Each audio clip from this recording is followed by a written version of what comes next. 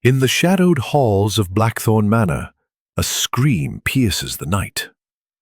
Sir Henry Ashford lies dead, a letter opener in his heart, the door locked, the window open, but no trace of an intruder. Who among the elegant guests, his grieving widow, his defiant daughter, or the secretive solicitor, hides a deadly truth? Enter Hercule Poirot, whose little grey cells unravel a web of love, betrayal, and hidden letters signed E. Why did Sir Henry fear for his life? What secret drove a trusted friend to murder? And who helped conceal the crime? Uncover the shocking twists in this classic Agatha Christie mystery, where every clue counts and the truth cuts deep. Chapter 1. The Gathering at Blackthorn Manor. In the waning days of an English autumn, when the leaves of the great oaks burn crimson against the grey skies of Shropshire, Blackthorn Manor stood as a monument to both grandeur and secrecy. The estate, nestled in a secluded valley, was a sprawling Georgian structure of weathered stone, its tall windows reflecting the last glimmers of daylight like watchful eyes. To the casual observer, it was a place of serene elegance, its ivy-clad walls and manicured lawns suggesting a timeless peace. But to those invited to its hallowed halls, on this particular October evening in 1928, Blackthorn Manor thrummed with an undercurrent of unease, a tension as palpable as the chill in the air.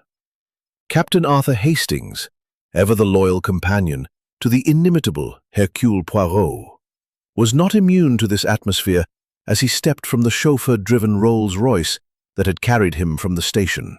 The crunch of gravel underfoot was a sharp counterpoint to the distant cawing of rooks, and Hastings pulled his overcoat tighter against the evening breeze. He had received the invitation only 2 days prior, a crisp letter penned in the meticulous hand of Lady Beatrice Ashford, widow of the late Sir Reginald Ashford, requesting his presence, and more pertinently, that of Poirot, for a weekend gathering at the manor. The letter had been polite but vague, hinting at matters of importance without specifying their nature. Poirot, with his characteristic flair for the dramatic, had accepted at once, his small, precise moustache twitching with anticipation. "It is not the invitation itself, Hastings," Poirot had remarked, as they boarded the train from London, "but the spaces between the words. Lady Ashford, she writes with the elegance of a diplomat, yet there is a tremor in her pen. Something, mon ami, is amiss." Now, as Hastings stood before the manor's imposing double doors, he felt the weight of Poirot's intuition settle upon him. The doors swung open, revealing a butler of advanced years, his face as impassive as the oak panel. Poirot stood adjusting his gloves with fastidious care. His diminutive frame, clad in an immaculate black suit, seemed almost incongruous against the grandeur of the manor, yet his presence commanded attention. His green eyes, sharp as cut glass, swept over the butler with an intensity that missed nothing. "Hercule Poirot, at your service, and you are?" "Graves, sir," the butler replied, bowing slightly. "Lady Ashford awaits you in the drawing-room, if you will follow me." The interior of Blackthorn Manor was as opulent as its exterior promised, with polished marble floors and walls adorned with portraits of stern-faced Ashfords from centuries past. The air carried the faint scent of beeswax and old roses, mingling with the crackle of a fire as they were led into the drawing-room. Here the guests had already assembled, a tableau of wealth and breeding arranged upon velvet-upholstered chairs and settees. Hastings took in the scene with his soldier's eye, noting the careful positioning of each figure as if they were actors in a play yet to be performed. Lady Beatrice Ashford, the hostess, rose to greet them. She was a woman of perhaps 50, her silver hair swept into an elegant chignon, her face marked by both beauty and a certain hardness, like porcelain fired too long in the kiln. Her grey silk gown shimmered in the firelight, and her smile, though warm, did not quite reach her eyes. "Monsieur Poirot, Captain Hastings," she said, extending a gloved hand. "How good of you to come on such short notice. I trust your journey was pleasant." "Most pleasant, madame," Poirot replied, bowing over her hand with a flourish, "though I confess I am most curious as to the purpose of this gathering. Your letter, it was suggestive, no?" Lady Ashford's smile faltered for a fraction of a second, but she recovered swiftly. "All in good time, Monsieur Poirot. Allow me to introduce my guests." The introductions proceeded with the formality of a court presentation. First was Sir Henry Ashford, Lady Beatrice's brother-in-law, a bluff man in his 60s with a ruddy complexion and a booming voice that spoke of too many years commanding boardrooms. Beside him sat his wife, Clara, a nervous woman whose fingers twisted a lace handkerchief as if it were her lifeline. Their daughter, Evelyn Ashford, was a striking young woman of 25, her dark eyes darting about the room with an intensity that suggested she was searching for something, or someone. Next was Dr. Malcolm Reed, a physician of middle years with a lean, ascetic face and a manner that suggested he was perpetually weighing the world's sins. His wife, Margaret Reed, was his opposite in every way, plump, cheerful, and prone to chatter, though her laughter carried a brittle edge. Then there was Victor Langley, a solicitor and old friend of the Ashford family, whose polished Miss Daphne Crane, Lady Beatrice's companion, a quiet young woman with mousy hair and a habit of fading into the background, her eyes fixed on her employer with a curious blend of devotion and apprehension. The group was completed by Colonel Rupert Blake, a retired military man and neighbour to the Ashfords, whose weathered face and stiff posture spoke of campaigns fought in distant lands. His presence seemed to unsettle Clara Ashford, who avoided his gaze with studied care. As the introductions concluded, Hastings noted the subtle currents of tension that ran beneath the polite conversation. Sir Henry's hearty laugh was too loud, Clara's smile too forced, and Evelyn's restless movements betrayed a mind ill at ease. Even the servants, Graves, the butler, and a young maid who flitted in with a tray of sherry, seemed to move with a wariness that suggested they too sensed the gathering storm. Dinner was announced, and the party adjourned to the dining room, where a table gleamed with silver and crystal beneath a chandelier that cast 1,000 tiny rainbows across the walls. The meal was exquisite: roast pheasant, glazed vegetables, and a claret that Poirot pronounced acceptable. But the conversation was stilted, punctuated by awkward silences. Lady Beatrice spoke of the estate's history, Sir Henry recounted a tedious anecdote about a business deal, and Dr. Reed offered a dry discourse on the advances of modern medicine. Only Poirot seemed at ease, his eyes moving from face to face, cataloguing every glance, every gesture, every word left unsaid. It was during the dessert course, as the maid served a delicate lemon soufflé, that the first hint of trouble emerged.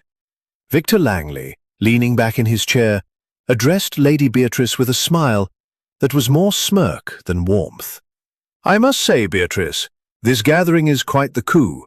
Bringing us all together like this, it's almost as if you're planning something momentous." The table fell silent. Lady Beatrice's fork paused halfway to her mouth, and for a moment her composure slipped, revealing a flicker of something, fear, perhaps, or anger. "I assure you, Victor," she said, her voice cool, "my only intention is to enjoy the company of friends and family." "Of course," Langley replied, his tone suggesting he believed no such thing. "But one does wonder about the timing. The anniversary of Reginald's death is tomorrow, is it not?" The mention of Sir Reginald Ashford, dead these 5 years, brought a palpable chill to the room. Clara Ashford's hand trembled as she reached for her glass, and Evelyn's eyes narrowed, fixed on Langley with a venom that startled Hastings.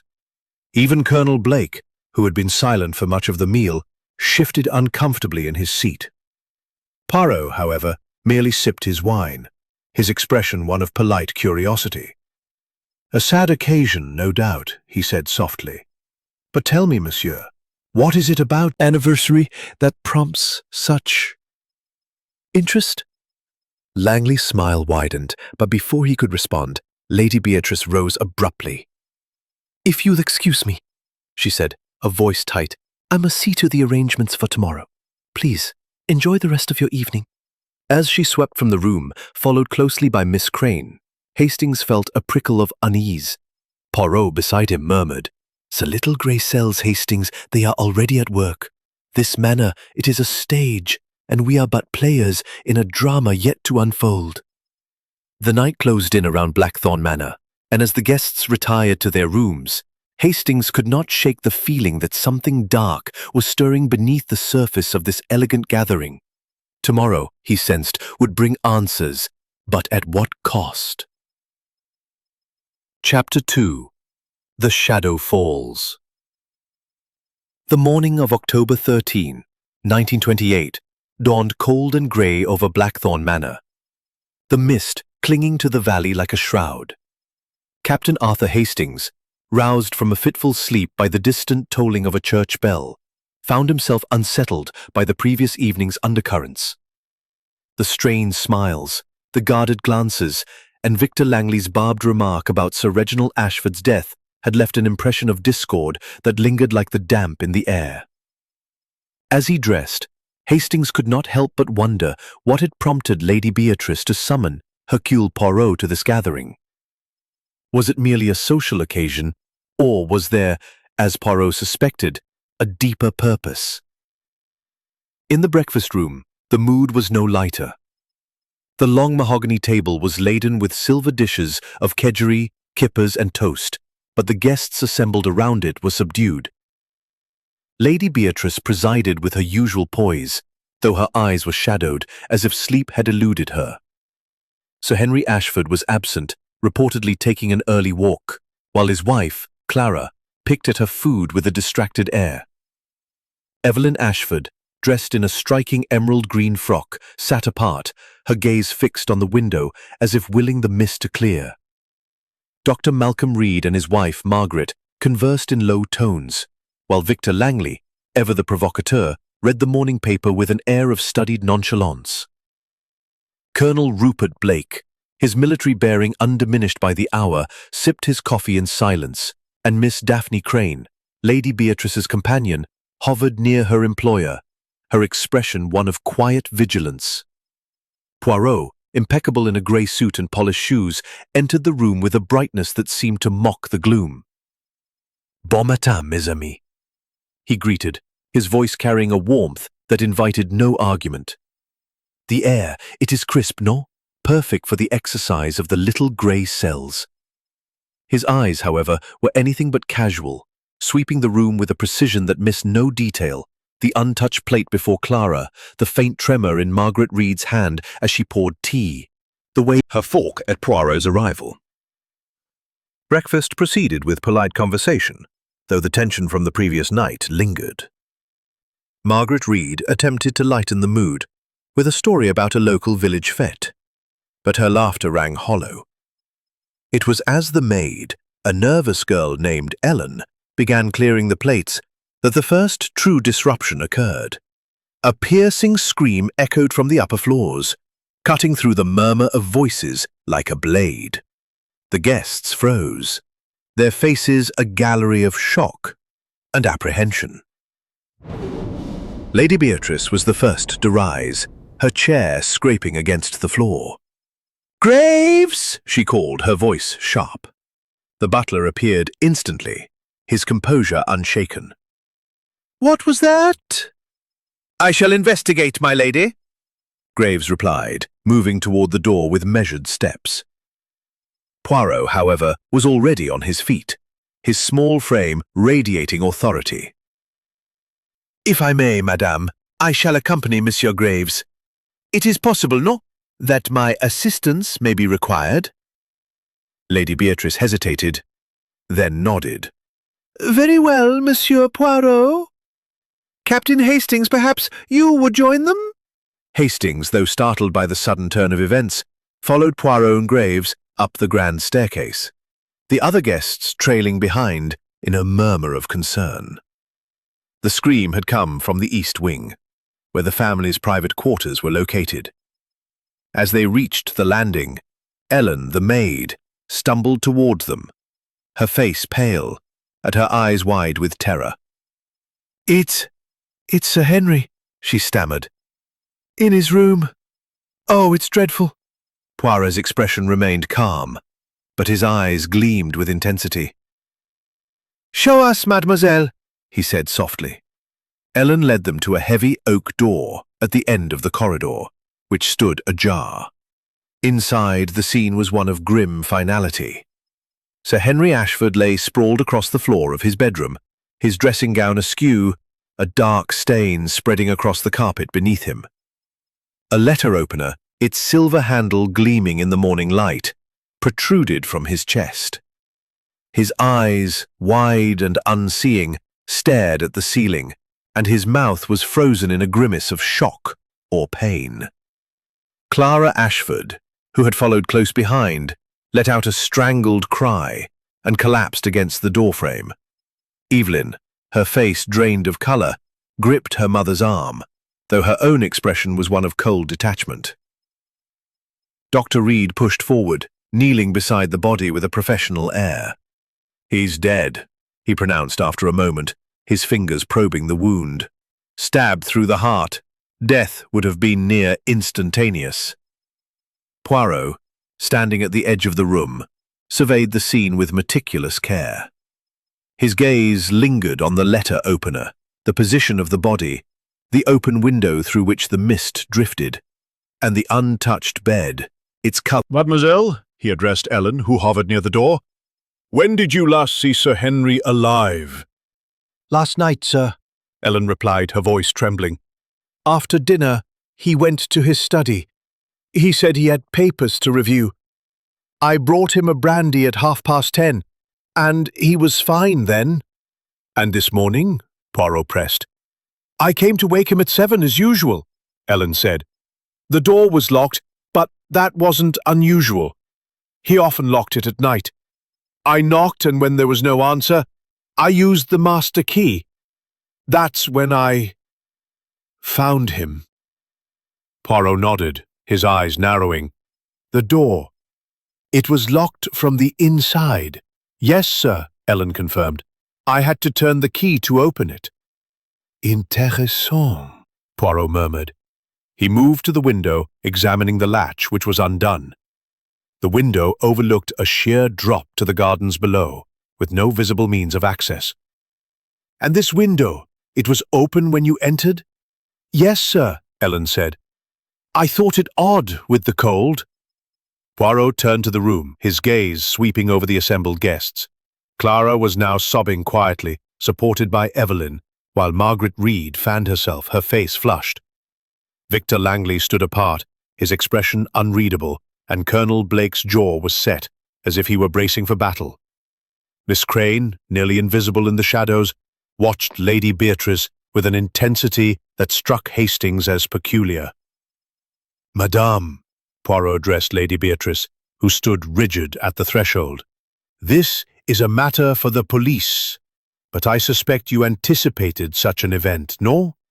Your invitation to Hercule Poirot, it was not for mere pleasantries." Lady Beatrice's lips tightened, but she did not deny it. "I had concerns," she admitted, "but I did not expect this. Please, Monsieur Poirot, you must help us." Poirot inclined his head. "I shall do what I can, madame. But first, we must secure the room and summon the authorities. No one is to touch anything, comprise?"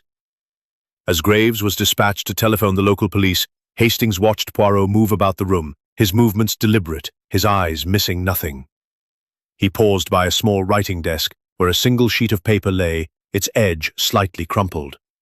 Poirot lifted it with a handkerchief, his lips pursing as he read the brief note scrawled upon it. "The truth will out, but at what cost?" "Hastings," Poirot said softly, "this is no random act of violence. This is a crime of intention, of calculation, and the key, mon ami, lies in the hearts of those who stand before us. The police arrived within the hour, led by Inspector Grayson, a dour man with a penchant for hasty conclusions. He surveyed the scene, declared it a clear case of murder, and began questioning the guests with a brusqueness that made Poirot's moustache twitch in disapproval. Hastings, however, Cryptic note Poirot had found. As the morning wore on, the mist outside thickened, and Blackthorn Manor seemed to close in upon itself, a prison of secrets waiting to be unlocked by Poirot's relentless logic. Chapter 3. The Arrival of Hercule Poirot. The mist that cloaked Blackthorn Manor had thickened by mid-morning, shrouding the estate in a ghostly veil that seemed to mirror the unease within its walls. The discovery of Sir Henry Ashford's body had cast a pall over the gathering, and the once elegant drawing room now felt like a stage for suspicion. Captain Arthur Hastings, seated on a velvet-upholstered chair, observed the assembled guests with a growing sense of disquiet. Their faces, so composed the previous evening, now betrayed flickers of fear, guilt, or calculation. Only Hercule Poirot, standing near the fireplace with his hands clasped behind his back, appeared untouched by the atmosphere of dread. His small, precise figure exuded an air of calm authority, his green eyes gleaming with the quiet intensity of a man whose mind was already at work. Inspector Grayson, the local police officer, had taken charge with a brusque efficiency that Hastings found lacking in finesse. A stout man with a florid complexion and a penchant for barking orders, Grayson had cordoned off Sir Henry's room and stationed a constable at the door. His initial assessment, delivered with the confidence of one who preferred simplicity, was that an intruder had entered through the open window, stabbed Sir Henry, and fled. The locked door he dismissed as a minor detail, suggesting the killer had locked it to confuse matters. Poirot, however, had listened to this theory with a polite smile that did not reach his eyes, his silence more damning than any rebuttal. Now, as the guests gathered in the drawing room at Grayson's insistence, Poirot took the opportunity to assert his presence. "Mesdames et messieurs," he began, his voice soft yet commanding, "it is with great regret that we find ourselves in such tragic circumstances. The death of Sir Henry Ashford is a matter most grave, and it is my intention, with the permission of Inspector Grayson, to lend my assistance in uncovering the truth." Grayson, who had been scribbling notes in a leather-bound book, looked up with a frown. "Your assistance, Monsieur Poirot? I'm sure we have matters well in hand. This is a straightforward case, likely a vagrant or a thief caught in the act." Poirot's moustache twitched, a subtle sign of his amusement.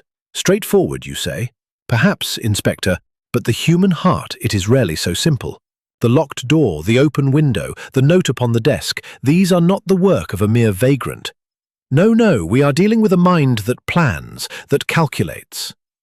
And Hercule Poirot, he does not rest until such a mind is unmasked." Lady Beatrice, seated near the window, clasped her hands tightly in her lap. "Monsieur Poirot," she said, her voice steady despite the strain in her eyes, "I invited you here because I trusted your reputation. If you believe you can bring clarity to this nightmare, I beg you to do so." Poirot inclined his head. "Merci, madame. I shall begin, as always, with observation. But first I must understand the players in this drama. Inspector, if you will permit, I would like to speak with each person present to establish their movements last night and this morning." Grayson grunted, clearly displeased but unwilling to challenge the diminutive detective's authority in front of the assembled company. "Very well," he said. "But let's keep this quick. I've got men searching the grounds for signs of the intruder."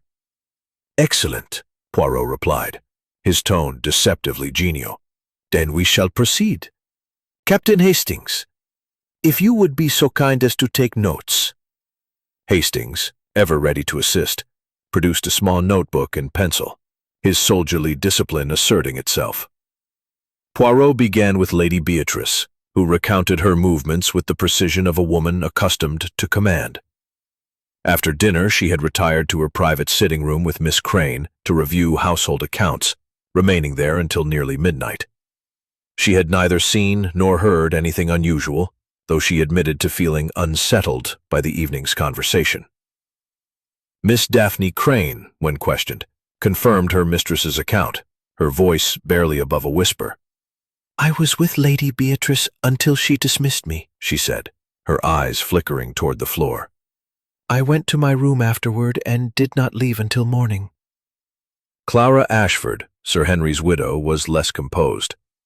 Her hands trembled as she spoke, and her voice broke when Poirot asked about her husband's activities the previous night. "Henry was preoccupied," she said. "After dinner, he went to his study. He often worked late. I went to bed around 10, but I couldn't sleep.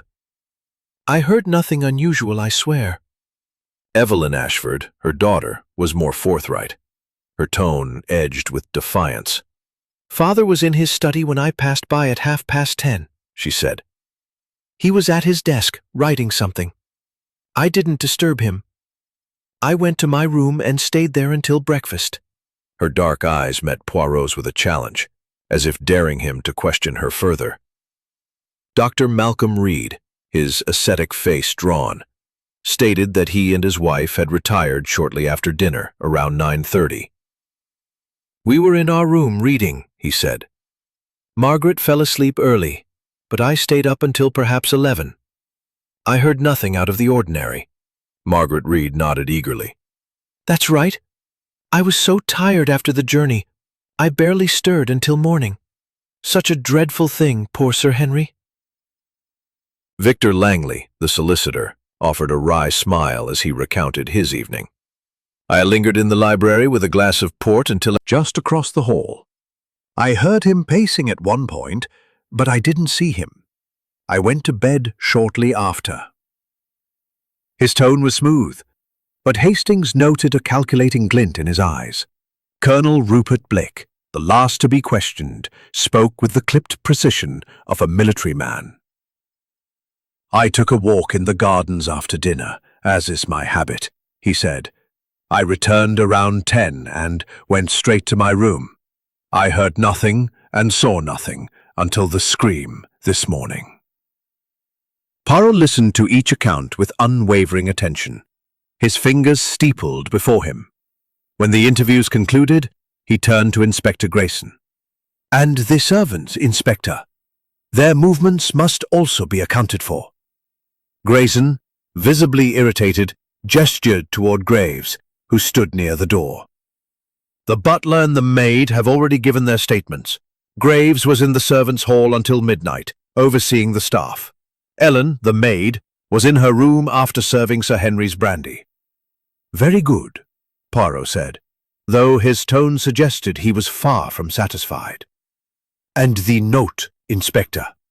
The one found on Sir Henry's desk, has it been examined?"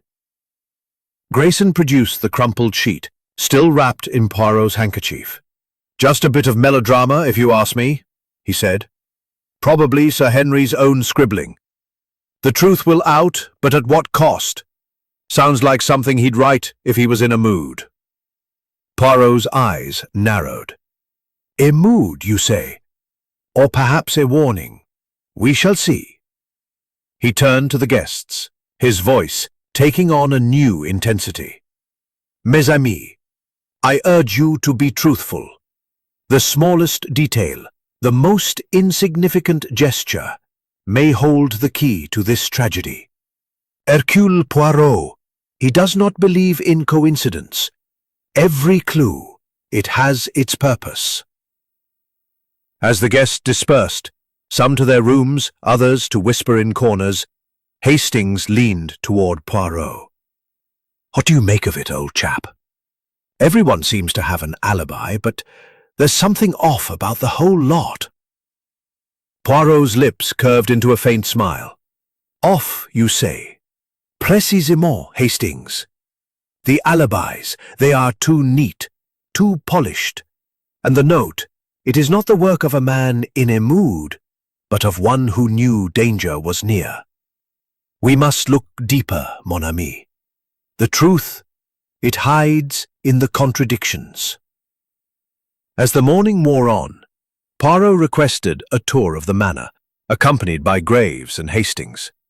He examined the layout with meticulous care, noting the proximity of Sir Henry's study to the library, the staircase leading to the east wing, and the heavy curtains that could conceal a listener. In the study, he lingered over the desk, where a few scattered papers hinted at Sir Henry's final hours. A ledger, and those enemies are here, within these walls. We must watch, we must listen, and above all, we must think. The mist outside showed no sign of lifting, and as Poirot and Hastings returned to the drawing room, the manor seemed to tighten its grip, a labyrinth of secrets waiting to be unraveled by the little Belgian detective's unyielding logic. Chapter 4. The questions begin. The clock in the drawing room of Blackthorn Manor struck noon, its chimes resonating through the heavy silence that had settled over the guests. The mist outside persisted, cloaking the estate in a grey veil that seemed to mirror the growing unease within. Captain Arthur Hastings, seated near a window with his notebook open, felt the weight of the morning's tragedy pressing upon him.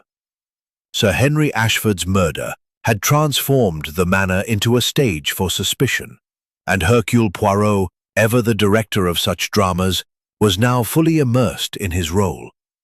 His small, immaculate figure moved with purpose as he prepared to delve deeper into the web of alibis and motives that surrounded the crime.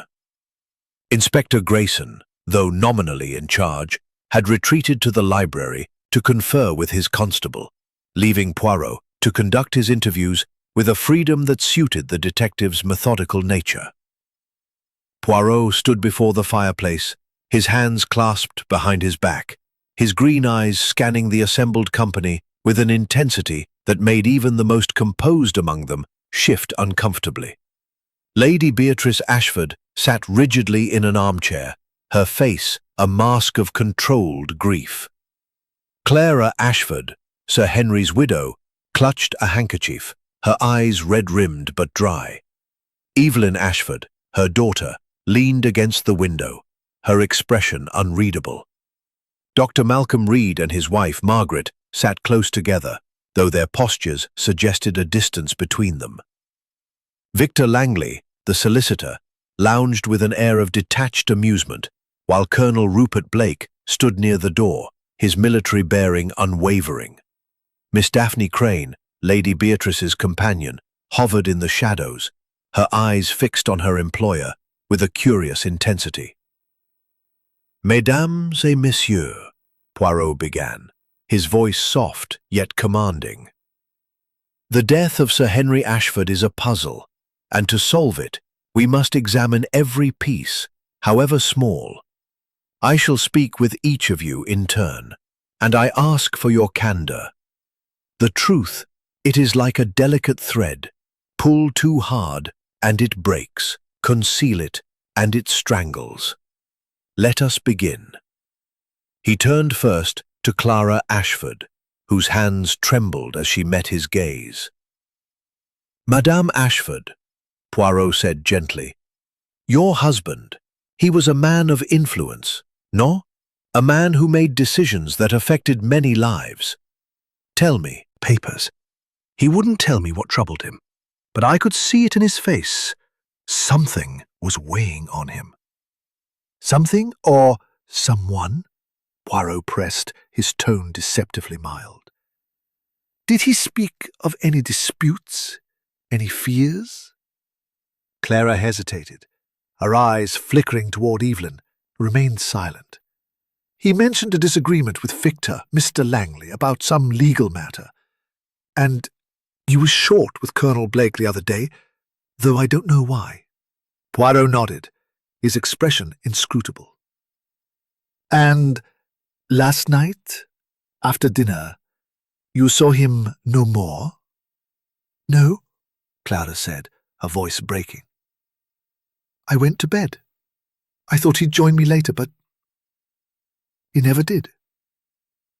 Poirot turned to Evelyn, whose dark eyes met his with a defiance that intrigued Hastings. "Mademoiselle Ashford," Poirot said, "you passed your father's study at 10:30, you said. Did you notice anything unusual? A sound? A visitor, perhaps?" Evelyn's jaw tightened. "Nothing," she said curtly. "He was at his desk writing. The door was ajar, and I saw him through the gap. I didn't stop to chat."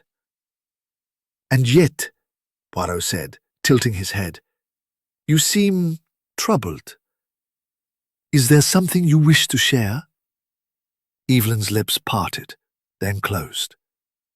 "No," she said finally. "There's nothing." Poirot's gaze lingered on her for a moment, before moving to Victor Langley. The solicitor straightened, his smile sharp as a blade. "Monsieur Langley," Poirot said, "you were in the library until 11, you said. The study, it is close by. Did you hear Sir Henry pacing, as you mentioned, or perhaps something else?" Langley's smile widened, though it held no warmth. "Just pacing," he said.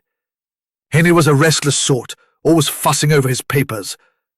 I heard nothing out of the ordinary, no cries, no footsteps, no mysterious visitors, if that's what you're getting at." Poirot's moustache twitched. "And this disagreement Madame Ashford mentioned, what was its nature?" Langley shrugged. "A trifling matter.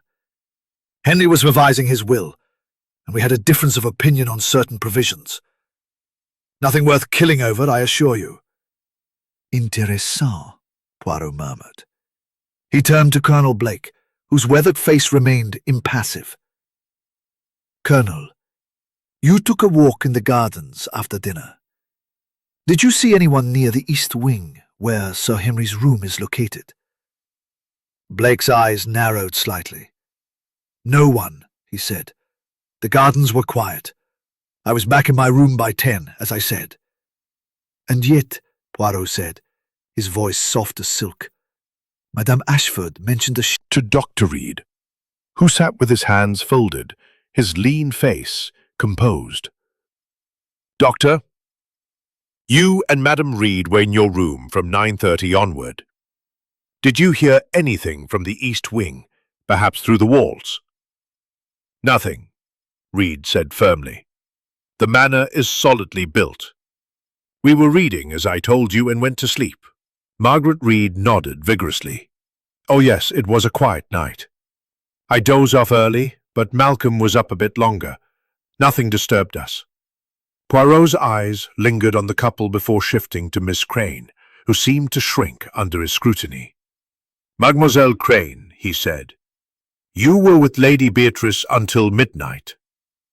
Did you notice anything unusual in her manner, or in the household?" Daphne's voice was barely audible. "No, sir. Lady Beatrice was as usual. We worked on the accounts, and I went to my room after." Lady Beatrice, when questioned again, reiterated her account, adding only that she had heard Sir Henry's study door close around 10:30, though she could not say who had entered or left. Poirot listened with unwavering attention, his fingers steepled before him. When the interviews concluded, Poirot requested to revisit Sir Henry's room, accompanied by Hastings and Inspector Grayson, who grumbled but complied. The room remained as it had been, the letter opener still embedded in Sir Henry's chest, the window opened to the mist. Poirot examined the scene with meticulous care, his gloved hands hovering over the body without touching it. He noted the position of the letter opener, angled slightly upward, suggesting a strike from below, and the absence of defensive wounds on Sir Henry's hands. The killer, Poirot said softly, was someone Sir Henry did not fear. He stood close, perhaps in conversation, when the blow was struck. And the locked door, the open window, these are not accidents, Hastings. They are part of the design. He moved to the desk, where the cryptic note, "The truth will out, but at what cost?" still lay. Poirot lifted it with his handkerchief, studying the handwriting. "This is Sir Henry's hand, I think," he said. "But the words, they are a warning, or perhaps a confession. We must learn what truth he feared." Inspector Grayson snorted. "You're making this more complicated than it needs to be, Poirot. The window was open, the killer climbed in, stabbed him, and left. Probably took the key to lock the door from outside." Poirot's smile was indulgent. "And yet, Inspector, the window is high, with no ladder marks below. The ground is soft from the rain, but there are no footprints." No, the answer lies within these walls, among those we have spoken to." As they returned to the drawing room, Hastings leaned toward Poirot. Hastings. Each word, each glance, it builds the picture, but we must be patient. The truth, it will reveal itself, but only when we see the pattern in the lies. The afternoon stretched on, the manor a silent witness to the secrets it held, and Poirot, with his relentless logic, began to weave the threads of suspicion into a tapestry that would soon reveal a killer. Chapter 5. The Red Herrings. The afternoon light, dimmed by the persistent mist, cast long shadows across the drawing room of Blackthorn Manor, where the guests remained under the weight of Sir Henry Ashford's murder. Captain Arthur Hastings, ever attentive to the mood of a room, noted the strained silence that had replaced the morning's nervous chatter. The initial shock had given way to a wary tension, as if each person feared their own thoughts might betray them. Hercule Poirot, however, seemed impervious to the atmosphere, his small figure radiating a calm certainty as he paced before the fireplace, his polished shoes clicking softly on the parquet floor. His green eyes, sharp and unyielding, missed nothing, not the way Clara Ashford's fingers twisted her handkerchief, nor the fleeting glance Evelyn cast toward Victor Langley, nor the rigid posture of Colonel Blake, who stood like a sentinel near the door. Inspector Grayson, whose brusque manner had only grown more pronounced, had returned from a cursory search of the grounds, declaring with confidence that the open window in Sir Henry's room pointed to an intruder. "It's plain as day," he announced, addressing the assembled company. "Some local ruffian, likely after Sir Henry's valuables, climbed in, stabbed him in a panic and fled. We've found no footprints, true, but the mist and rain could have washed them away. I've got men combing the village for suspicious characters." Poirot, who had been examining a small porcelain figurine on the mantel, turned with a polite smile that barely concealed his disdain. "An intruder, you say, Inspector?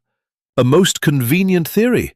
And yet, the locked door, the absence of footprints, the letter opener from Sir Henry's own desk, these do not suggest a stranger's hand. No, the truth lies closer, among those who shared his table last night." Grayson's face reddened, but before he could retort, a new development seized the room's attention. Ellen, the maid, entered hesitantly, her hands clasped tightly before her. "Begging your pardon, Inspector, Monsieur Poirot," she said, her voice trembling, "but I found something in the servants' hall. I thought you should see it." She produced a crumpled cloth, stained with dark, rust-colored marks that could only be blood. The room erupted in gasps. Clara Ashford clutched her daughter's arm. Margaret Reed let out a small cry, and "Basket, sir," Ellen replied, her eyes wide. "It was tucked under some linens, like someone meant to hide it. I only noticed it when I started sorting for the wash." Grayson's eyes gleamed with triumph. "This is it, then. The killer used this to wipe the blood from their hands or the weapon. It's proof of my theory. An intruder, trying to cover their tracks." Poirot, however, approached the cloth with a more measured interest, examining it through his pince-nez. Intéressant, he murmured. The stains, they are indeed blood. But the cloth itself, it is fine linen, no? Not the sort one expects a vagrant to carry. And the folds, they are deliberate, as if placed to be found. He turned to Ellen. Mademoiselle, who has access to the servants' hall? Ellen hesitated, glancing at Graves, who stood impassively nearby. All the staff, sir, she said. And, well, anyone could slip in, I suppose. The hall's off the kitchen, and it's not locked. Poirot nodded, his expression unreadable. Merci. You have done well to bring this to our attention. The discovery of the cloth sent ripples of suspicion through the room. Inspector Grayson, seizing on it as evidence of his intruder theory, began questioning the servants with renewed vigour, focusing on a young footman named Thomas, whose nervous demeanour and recent arrival at the manor made him an easy target. Thomas stammered that he had been in the kitchen all evening, polishing silver, and had seen no one enter the servants' hall. Grayson, undeterred, declared him a person of interest, ordering him confined to his quarters. Hastings, watching the proceedings, leaned toward Poirot. This cloth business feels too convenient, Poirot. It's as if someone wants us to believe in this intruder nonsense. Précisément, Hastings, Poirot replied, his voice low. The cloth, it is a red herring, placed to distract. But from what? That is the question. We must look beyond the obvious to the motives that lie beneath. Poirot requested to speak privately with each guest again, this time in the library, where the heavy oak shelves and thick curtains created an atmosphere of intimacy conducive to confession or concealment. He began with Victor Langley, whose polished demeanour seemed to sharpen under scrutiny. Monsieur Langley, Poirot said, seating himself behind the library desk. You mentioned a disagreement with Sir Henry over his will. Might you elaborate? Langley leaned back in his chair, his fingers steepled. It was a professional matter, he said smoothly. Henry wanted to make changes, significant ones. I advised caution, as some of the alterations could have upset certain. Hastings, taking notes, caught the implication. Evelyn's fiery demeanour and restless energy suggested a woman who might resent such a decision. Poirot, however, merely nodded. And others? Who else stood to lose? Langley's smile returned, sly and knowing. You'd have to ask Beatrice. She and Henry have their own arrangements, shall we say. I merely drafted the documents. Next, Poirot spoke with Evelyn, who entered the library with a defiance that bordered on hostility. Mademoiselle, Poirot began, your father, he was concerned about your future, no? Perhaps he feared for your choices? Evelyn's eyes flashed. If you mean the will, I knew nothing about it, she said. Father never discussed his finances with me.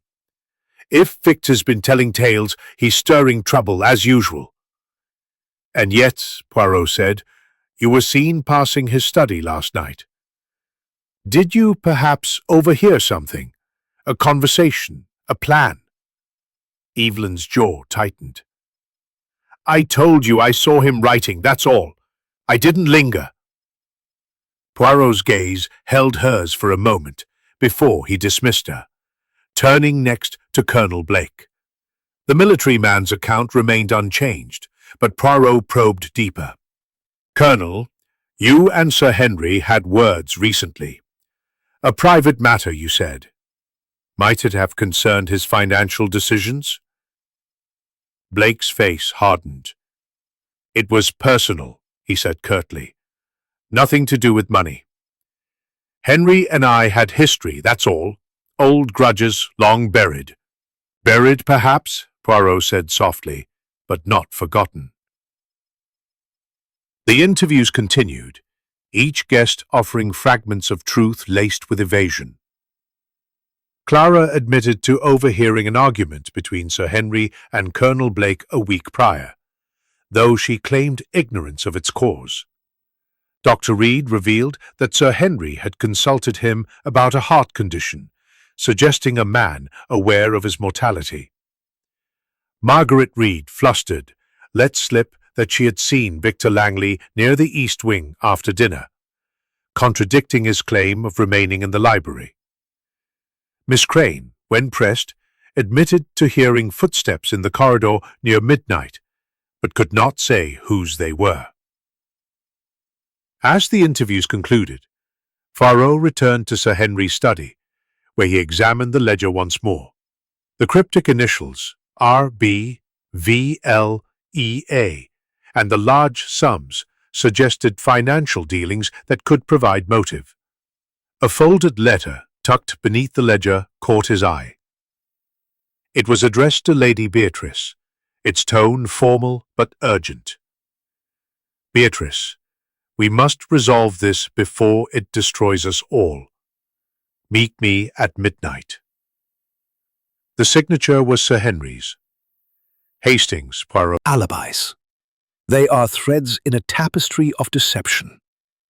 We must follow them, but carefully, lest we become entangled in the red herrings. As evening approached, the manor grew darker, the mist pressing against the windows like a living thing. Poirot, undeterred, prepared for the next phase of his investigation. His little grey cells working tirelessly to unravel the truth hidden within Blackthorn Manor's walls. The clue in detail. The evening of October 13, 1928 settled over Blackthorn Manor with a chill that seemed to seep through the very walls, as if the house itself mourned Sir Henry Ashford's brutal end. The mist outside had thickened into a dense fog, obscuring the world beyond the windows and lending the manor an air of isolation that heightened the tension within. Captain Arthur Hastings, seated in the library with his notebook open, felt the weight of the day's discoveries pressing upon him. The blood-stained cloth, the cryptic letter, the conflicting alibis, all pointed to a crime far more intricate than Inspector Grayson's simplistic theory of an intruder. Hercule Poirot, however, remained a beacon of clarity amidst the confusion, his small, immaculate figure moving with a quiet purpose that belied the storm brewing in his mind. Poirot had requested that the guests remain in the drawing-room while he conducted a more thorough examination of Sir Henry's study, accompanied only by Hastings and the reluctant Inspector Grayson. The study, a room of dark oak and leather-bound books, was a shrine to Sir Henry's meticulous nature. Papers were neatly stacked, pens aligned with precision, and a silver cigarette case gleamed on the desk beside a half-empty decanter of brandy. The ledger, with its cryptic initials and sums, remained where Poirot had left it, as did the letter to Lady Beatrice, its urgent tone a silent accusation. Poirot stood at the desk, his gloved hands hovering over the objects as if sensing their secrets. "Hastings," he said, his voice low. "The truth, it is often in the details, the small things that others overlook. We must look closely, for it is here, in this room, that Sir Henry met his fate." He began with the letter opener, still embedded in Sir Henry's chest when they had last seen the body, but now removed by Dr. Reed for the coroner's examination. Poirot had noted its position earlier, angled upward, suggesting a strike from below by someone of shorter stature or seated. "The weapon," he murmured. "It is from this very desk. Not a knife brought by an intruder, but an object of opportunity. This tells us the killer was familiar with this room, no?" Hastings nodded, scribbling in his notebook. It could have been anyone in the house then. But the locked door, how did the killer get out? Poirot's the fog, but there were no smudges, no signs of someone climbing through. Poirot leaned out, peering at the sheer drop to the garden below. "No ladder marks, no disturbed ivy," he said. "The window, it is a distraction, as I suspected. The killer did not enter or leave this way." Inspector Grayson, standing near the door, snorted. "You're determined to make this complicated, Poirot. The cloth we found proves someone tried to hide their tracks. Why else would it be in the laundry?" Poirot's smile was indulgent. "The cloth, Inspector, is a clumsy attempt to mislead. Its placement in the laundry basket, so convenient, so obvious. No, the true clue lies elsewhere." He returned to the desk, his gaze falling on a small brass clock. Its hand stopped at 11:42. "Intéressant," he said, lifting it carefully. "This clock, it is not wound. Sir Henry, a man of precision, would not let such a thing go unnoticed. Tell me, Inspector, was the clock stopped when you first examined the room?" Grayson frowned, consulting his notes. "I didn't notice, but Ellen said the room was as she found it, so I suppose it was." Poirot's mustache twitched. "A clock stopped at 11:42, yet Ellen brought Sir Henry's brandy at 10:30, and he was alive then. The murder, it occurred later, but when? And why is the clock stopped?" He set it down and turned to the ledger, flipping through its pages. The initials RB, VL, EA appeared repeatedly, alongside sums ranging from hundreds to thousands of pounds. One entry, dated the previous week, caught his eye. RB, £5,000, repayment deferred. "Hastings," Poirot said. "These initials, RB, could they be Colonel Rupert Blake? And VL, surely Victor Langley?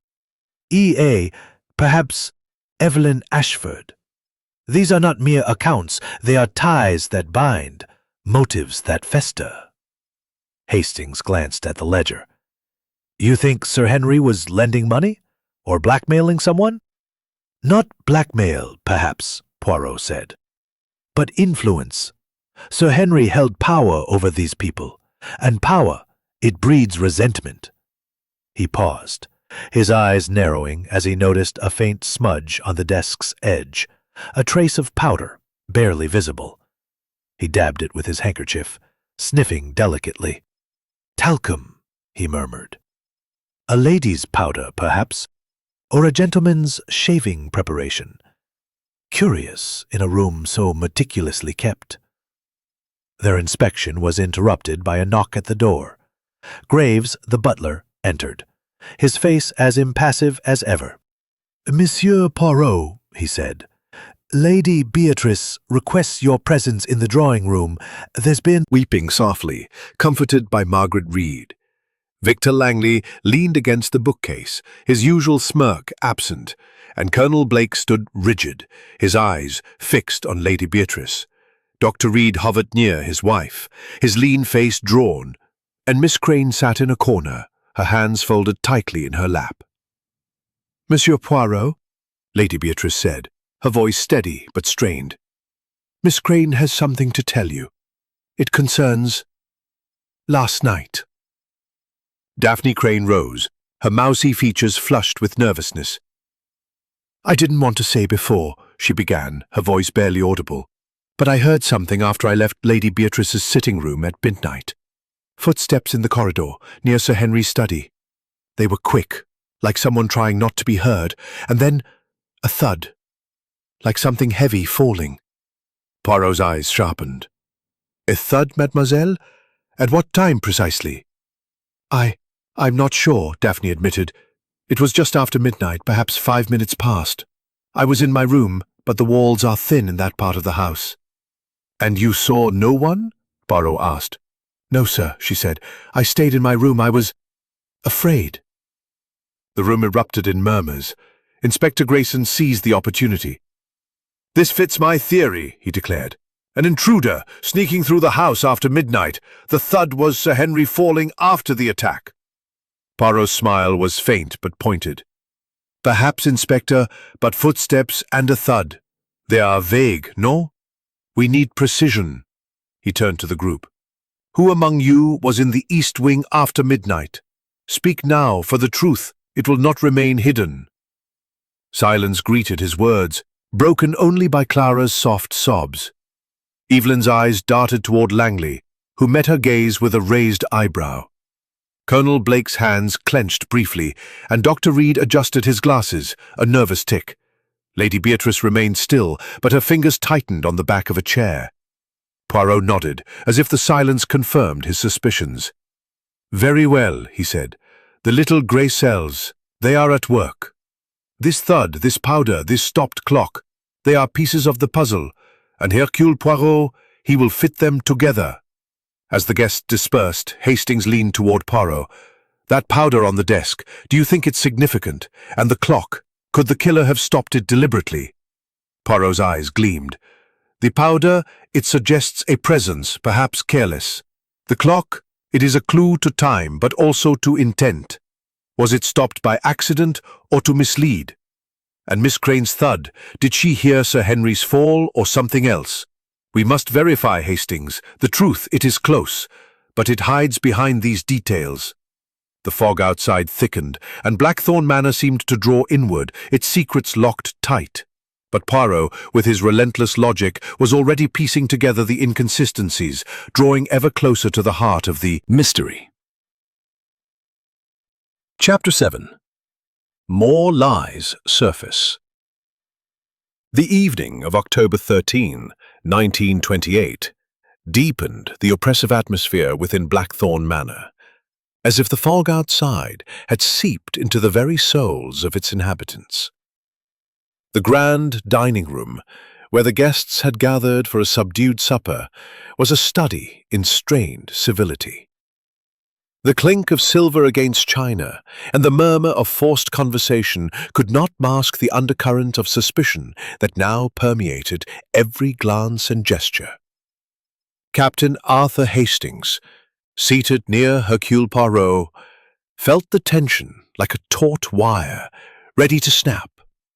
The discovery of the blood-stained cloth, the stopped clock, the talcum powder, and Miss Crane's accounts of footsteps and a thud had only deepened the mystery of Sir Henry Ashford's murder, and Poirot's relentless probing was beginning to unravel the carefully woven facades of the manor's occupants.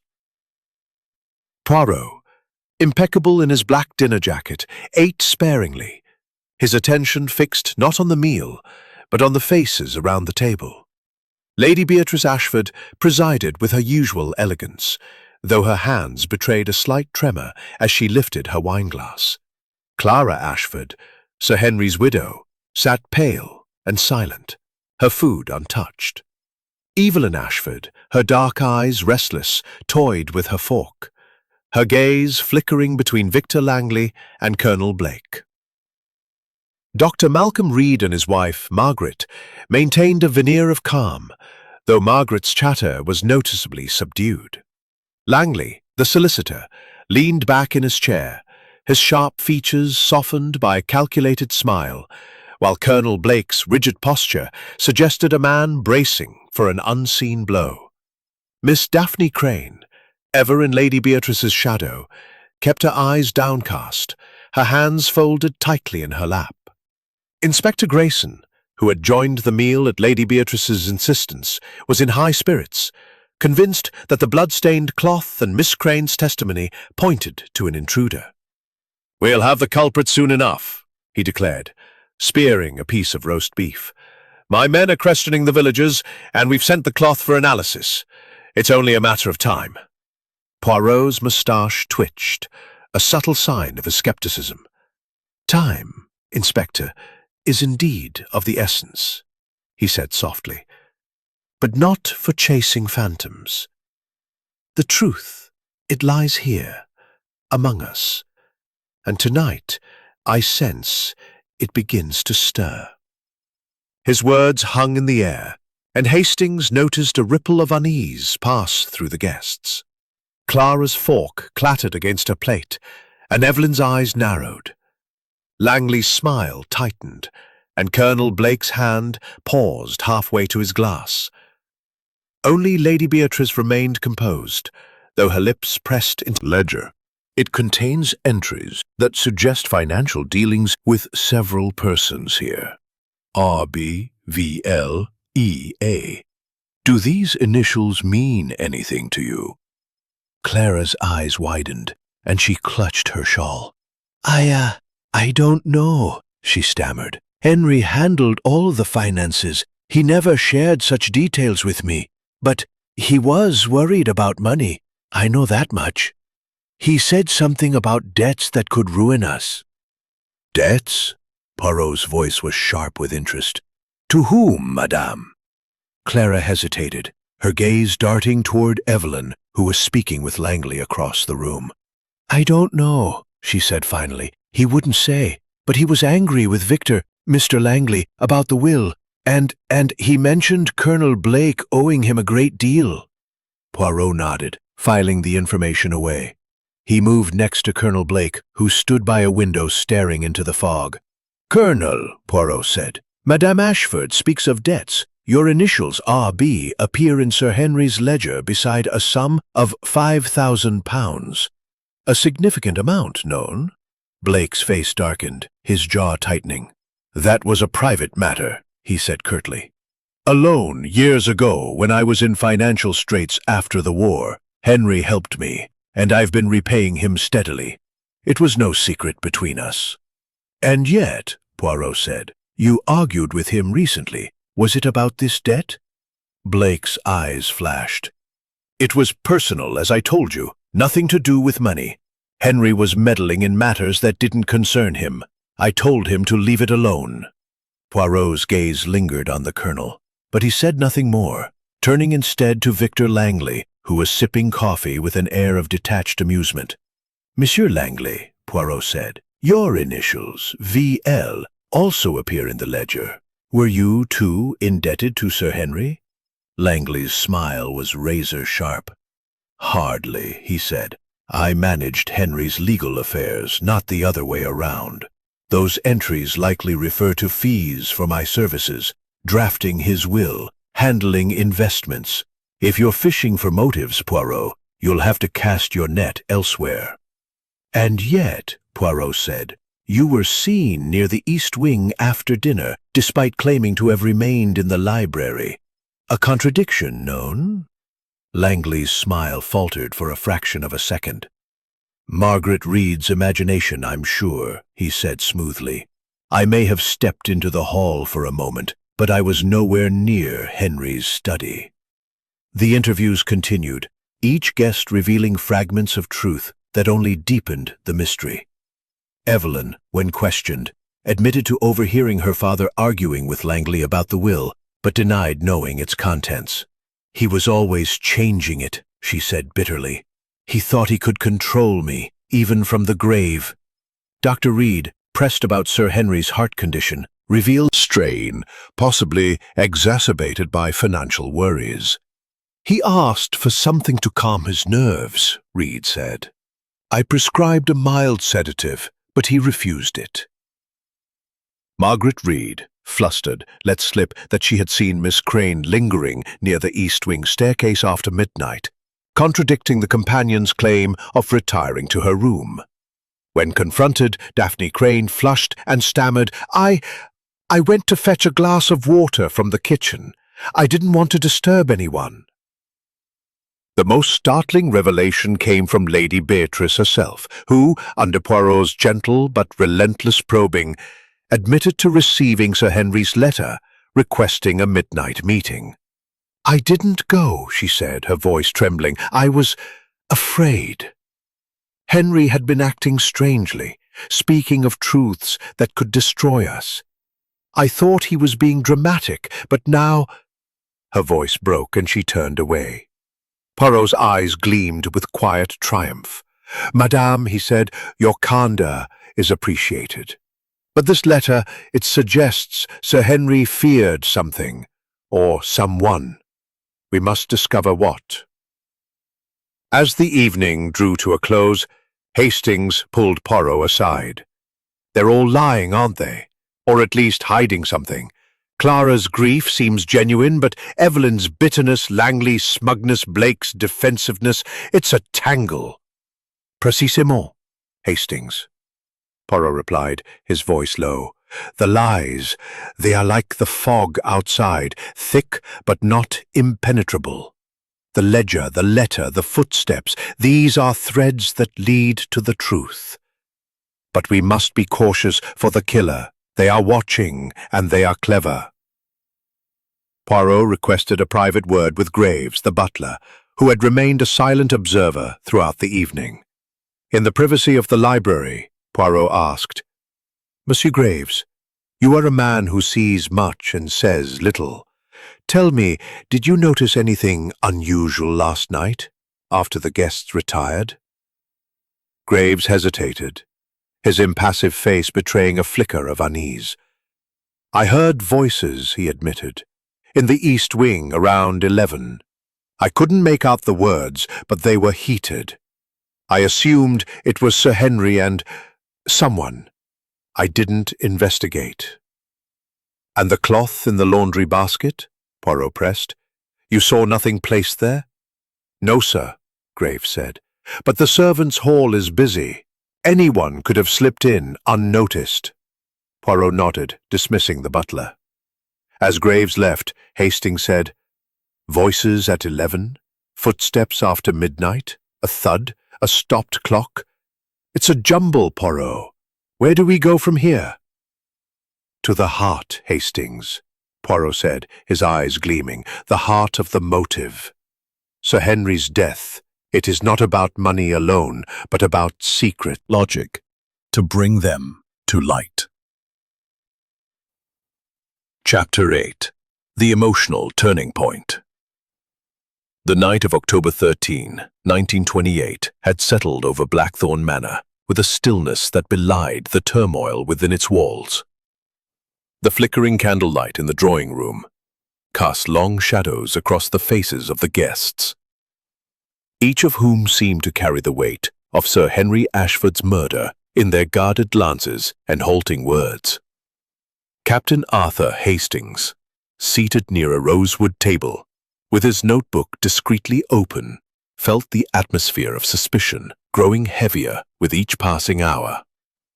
The blood-stained cloth, the stopped clock, the talcum powder, the cryptic ledger entries, and the whispered secrets of footsteps and heated voices had woven a tapestry of deceit that Hercule Poirot was painstakingly unraveling.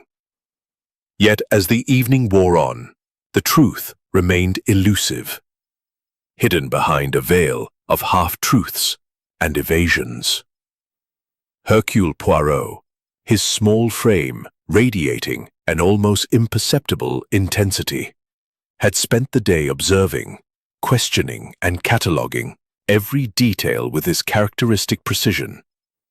His green eyes, sharp as ever, missed nothing, not the tremor in Clara Ashford's hands, the fleeting defiance in Evelyn's gaze, nor the calculated ease of Victor Langley's demeanor, the revelations of the previous hours, Clara's mention of Sir Henry's financial worries, Colonel Blake's admission of a debt, Langley's contradiction about his whereabouts, and Lady Beatrice's confession about the undelivered midnight meeting had tightened the net of suspicion around the manor's inhabitants.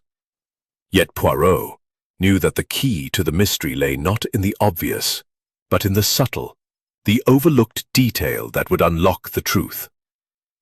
The guests had gathered in the drawing room after supper, their nerves frayed by the day's interrogations, and the looming presence of Inspector Grayson, who clung stubbornly to his theory of an intruder.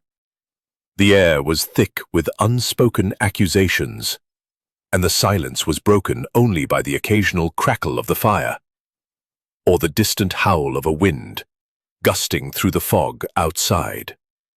It was in this charged atmosphere that the first crack in the carefully constructed facades appeared, a moment that would shift the course of Poirot's investigation. Poirot stood before the fireplace, his hands clasped behind his back, his moustache perfectly aligned as he addressed the room. "Mesdames et messieurs," he began, his voice soft but commanding. "The death of Sir Henry Ashford is a crime of calculation, not chance. The clues, the stopped clock, the talcum powder, the letter, the ledger, they point to a motive rooted in secrets. Tonight, I ask you to search your consciences. It any longer," she said, her voice trembling with a mixture of grief and desperation. "I didn't want to say, but Henry was afraid. He told me just 2 days ago that someone in this house wished him harm. He wouldn't say who, but he was certain of it. He said he'd made enemies, that his decisions about money, about the will, had stirred resentment." The room fell silent, the weight of her words settling like a stone. Evelyn Ashford's head snapped up, her dark eyes blazing. "Mother, why didn't you tell us this before?" she demanded, her voice sharp with accusation. Clara's hands twisted her handkerchief, her voice breaking. "I didn't believe him. Henry was always dramatic, always seeing shadows where there were none. I thought he was exaggerating, but now—" She sank back into her chair, sobbing softly. "I should have listened."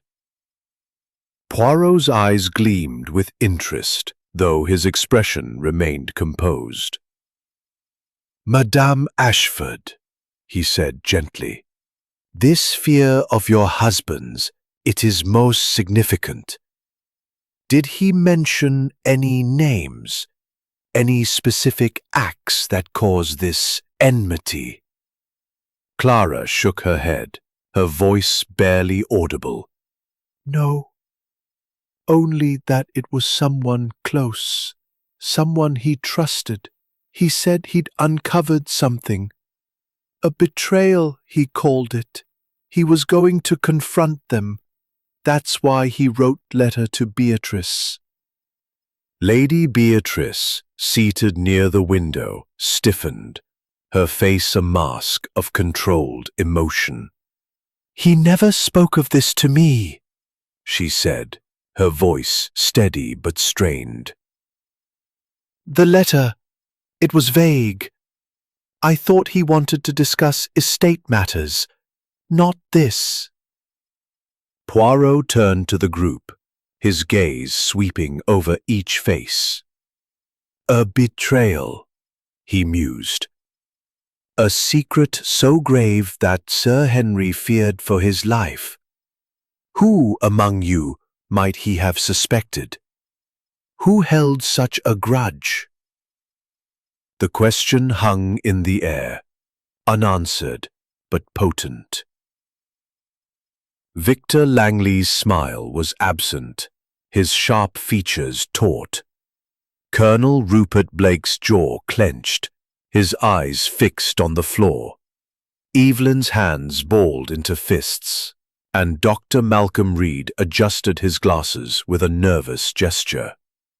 Margaret Reed, usually voluble, was silent, her eyes darting to her husband. Miss Daphne Crane, almost invisible in her corner, seemed to shrink further into herself. "Want to believe it," she said, her voice choked with tears. "Henry was difficult, controlling, but he wasn't cruel. He said he'd found proof, letters he called them, hidden in the manor. He wouldn't tell me more, only that they changed everything. He was going to deal with it that night, after the guests retired." "Letters?" Poirot's voice was sharp with interest. "Where, madame? In his study, perhaps?" "I don't know," Clara said, shaking her head. "He kept his papers locked in a safe, but he said they weren't there. Somewhere else, somewhere no one would look." Poirot's eyes narrowed. "A safe, you say? And do you know its combination?" Clara hesitated, then nodded. "He trusted me with it, though I rarely used it. It's in his study, behind the portrait of his father." Poirot dismissed Clara with a gentle nod, then turned to Hastings. "Mon ami, this is the turning point. Letters hidden away, revealing a betrayal. We must find them." They returned to the study, where Poirot located the safe behind the heavy gilt frame of Sir Reginald Ashford's portrait. With Clara's combination, 7-14-28, the safe clicked open, revealing a bundle of letters tied with a black ribbon. Poirot untied them with care, his gloved hands moving with precision. The letters, written in a hurried feminine hand, were addressed to Sir Henry, their tone intimate and pleading. They spoke of a secret affair, a promise broken, and a demand for silence or payment. The signature was a single initial, E. Hastings' eyes widened. "Evelyn," he whispered. "Could she—" Poirot's expression was unreadable. "Perhaps, Hastings, or perhaps another E. We must not leap to conclusions. These letters, they are the spark that ignited this crime, but we must verify their author and their meaning." The discovery sent a ripple through Poirot's investigation. He requested a map of the manor from Graves, studying its layout with meticulous care. The east wing, where Sir Henry's room and study were located, was a warren of corridors and alcoves, perfect for concealing secrets or letters. Poirot noted a small attic above the study, accessible only by a narrow staircase. A brief search revealed a hidden compartment beneath a floorboard, empty, but bearing traces of talcum powder, identical to that found on the desk. "The letters were here," Poirot murmured. "Moved to the safe, perhaps by Sir Henry himself, to confront his betrayer. But who?" As they returned to the drawing room, the guests' faces betrayed their strain. Evelyn's eyes were defiant, but her hands trembled. Langley's smirk had returned, though it seemed forced. Colonel Blake stood rigid, his gaze distant, and Lady Beatrice's composure was fraying at the edges. "Hastings," Poirot said softly, "Are close, mon ami. But the final truth requires one more step." The night grew darker, and Blackthorn Manor seemed to pulse with the secrets now spilling forth, each one drawing Poirot closer to the killer's identity. The drawing room, lit by the soft glow of oil lamps and the flickering fire, was a tableau of tension, the guests' faces etched with strain, after a day of relentless revelations. Captain Arthur Hastings, seated near a window with his notebook discreetly at hand, felt the weight of the investigation pressing upon him. The discovery of the letters in Sir Henry Ashford's safe, signed with a cryptic E, had ignited a spark in Hercule Poirot's mind, and Hastings knew his friend was poised to spring a trap that would expose the killer. Poirot, standing by the fireplace with his hands clasped behind his back, exuded a quiet intensity, his green eyes scanning the room with a precision that missed nothing. The guests, summoned after a tense and silent supper, sat in a semicircle, their postures betraying their unease. Lady Beatrice Ashford, her silver hair gleaming in the lamplight, maintained her composure, though her fingers gripped the armrests of her chair. Clara Ashford, Sir Henry's widow, sat hunched, her eyes red from crying. Evelyn Ashford, her dark gaze defiant, leaned forward as if bracing for a confrontation. Victor Langley, the solicitor, lounged with a forced air of nonchalance, his sharp features taut. Colonel Rupert Blake stood near the door, his military bearing rigid, while Dr. Malcolm Reed and his wife, Margaret, sat close but distant, their faces a study in controlled anxiety. Miss Daphne Crane, Lady Beatrice's companion, hovered in the shadows, her mousy demeanour almost invisible, yet oddly watchful. Inspector Grayson, ever the skeptic of Poirot's methods, stood by the window, his florid face set in a scowl. He had dismissed the letters as family nonsense and clung to his intruder theory, but his authority was waning under Poirot's relentless logic. The little Belgian detective, however, was undeterred, his mind a machine of precision, weaving the threads of clues, the stopped clock at 11:42, the talcum powder, the blood-stained cloth, the ledger entries, and the letters, into a pattern only he could see. "Mesdames et messieurs," Poirot began, his voice soft but commanding. "We stand at a crossroads in this affair. The murder of Sir Henry Ashford is no act of a passing stranger, but a crime of intimacy, of betrayal. The clues, they point to a truth that lies among us, and tonight, Hercule Poirot will lay a trap to reveal it." A murmur rippled through the room, and hasty Blake's jaw. Poirot continued, his tone measured but piercing. "Sir Henry, he was a man of secrets, no? His ledger reveals debts and dealings, RBVLEA, and his safe holds letters that speak of an affair, a promise broken. These letters, signed E, suggest a motive rooted in passion or shame. But who is E? And why did Sir Henry fear for his life?" He paused, letting the question hang in the air. Clara Ashford stifled a sob, and Lady Beatrice's lips pressed into a thin line. Poirot turned to the group, his eyes locking onto each face in turn. "Tonight, I propose a test. Each of you will account for your movements between 11 and midnight last night, the critical hour when Sir Henry was last seen alive. But more than that, I ask you to consider, what did Sir Henry know that made him a threat? What secret drove someone to plunge a letter opener into his heart?" Inspector Grayson snorted. "This is theatrical nonsense, Poirot. We've got the cloth, the open window, clear evidence of an outsider. You're wasting time with this parlour game." Poirot's smile was faint but unyielding. "A game, Inspector? No. This is a matter of psychology. The killer, they are clever, but they are human. And humans, they falter under pressure. Let us begin." He started with Evelyn Ashford, whose defiance seemed to waver under his scrutiny. "Mademoiselle," Poirot said, "you passed your father's study at 10:30, you said. But Miss Crane heard footsteps and a thud after midnight. Were you in the East Wing again, perhaps to speak with your father?" Evelyn's eyes flashed. "I told you I went to my room and stayed there," she said sharply. "I didn't go near the study after 10:30. Whoever Miss Crane heard, it wasn't me." "And yet," Poirot said, "the letters signed E suggest a connection. Were you involved with your father in a way that caused him shame?" Evelyn's face paled, but her voice was steady.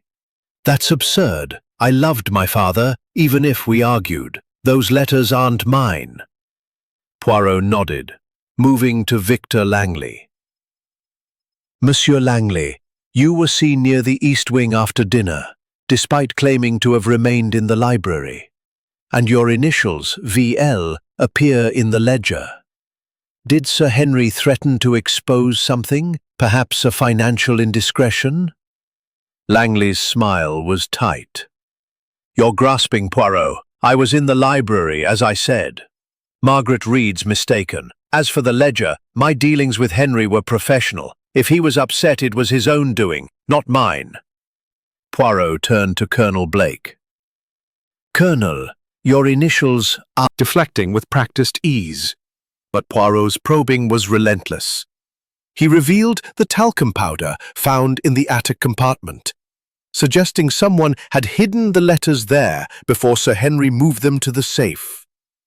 He noted the stopped clock, hinting it might indicate the precise time of the murder or a deliberate misdirection. He mentioned the blood-stained cloth, questioning its convenient placement in the laundry basket. As the pressure mounted, a crack appeared. Margaret Reed, her cheerful facade crumbling, stood abruptly, her hands trembling. "I can't keep quiet anymore," she cried, her voice shrill. "I saw someone, near the study at 11:15. It was dark, but I'm sure it was Victor. He was coming from the east wing, not the library. And he looked agitated, like he'd been arguing." Langley's face hardened, but before he could respond, Evelyn leapt to her feet. "That's a lie," she shouted. "Victor was with me in the library until 11.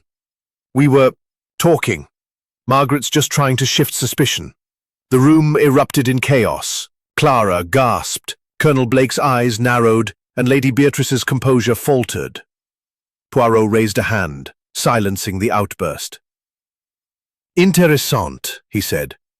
"A contradiction, no? Monsieur Langley, you claim the library, yet Madame Reed places you in the East Wing. And Mademoiselle Ashford, you now admit to being with him, though you said you retired to your room. The truth, it begins to emerge." Langley's voice was cold. "Evelyn's right. We were in the library, discussing private matters. Margaret's mistaken or she's lying." Margaret flushed, but Poirot's gaze shifted to Evelyn. "Mademoiselle, these private matters, were they the subject of the letters signed E? Were you and Monsieur Langley involved in a way your father disapproved?" Evelyn's eyes filled with tears, but she held her ground. "No, I swear those letters aren't mine. Victor and we were planning to leave, to start a new life. Father didn't know." Poirot's expression was unreadable. "A new life," he mused. "And yet, Sir Henry's will threatened to disrupt such plans, no? We shall see." He turned to the group, his voice rising. "The trap, it is set. The lies, they crumble. Someone in this room knows the truth of Sir Henry's death. I urge you, speak now, or the net will close." The silence that followed was deafening, broken only by the crackle of the fire. Hastings, watching closely, saw the fear in Margaret's eyes, the defiance in Evelyn's, the calculation in Langley's. Poirot had stirred the waters, and the ripples were spreading, threatening to engulf the guilty. "Hastings," Poirot murmured as the guests dispersed. "The trap is sprung, but the prey is cautious." Manor seemed to hold its breath. The trap, laid by Poirot's little grey cells, poised to ensnare the murderer. The reveal. The morning of October 14, 1928, broke over Blackthorn Manor with a faint lifting of the fog, as if the truth, long obscured, was finally preparing to emerge. The drawing-room, where the guests had been summoned by Hercule Poirot, was bathed in a pale, watery light that did little to dispel the oppressive atmosphere.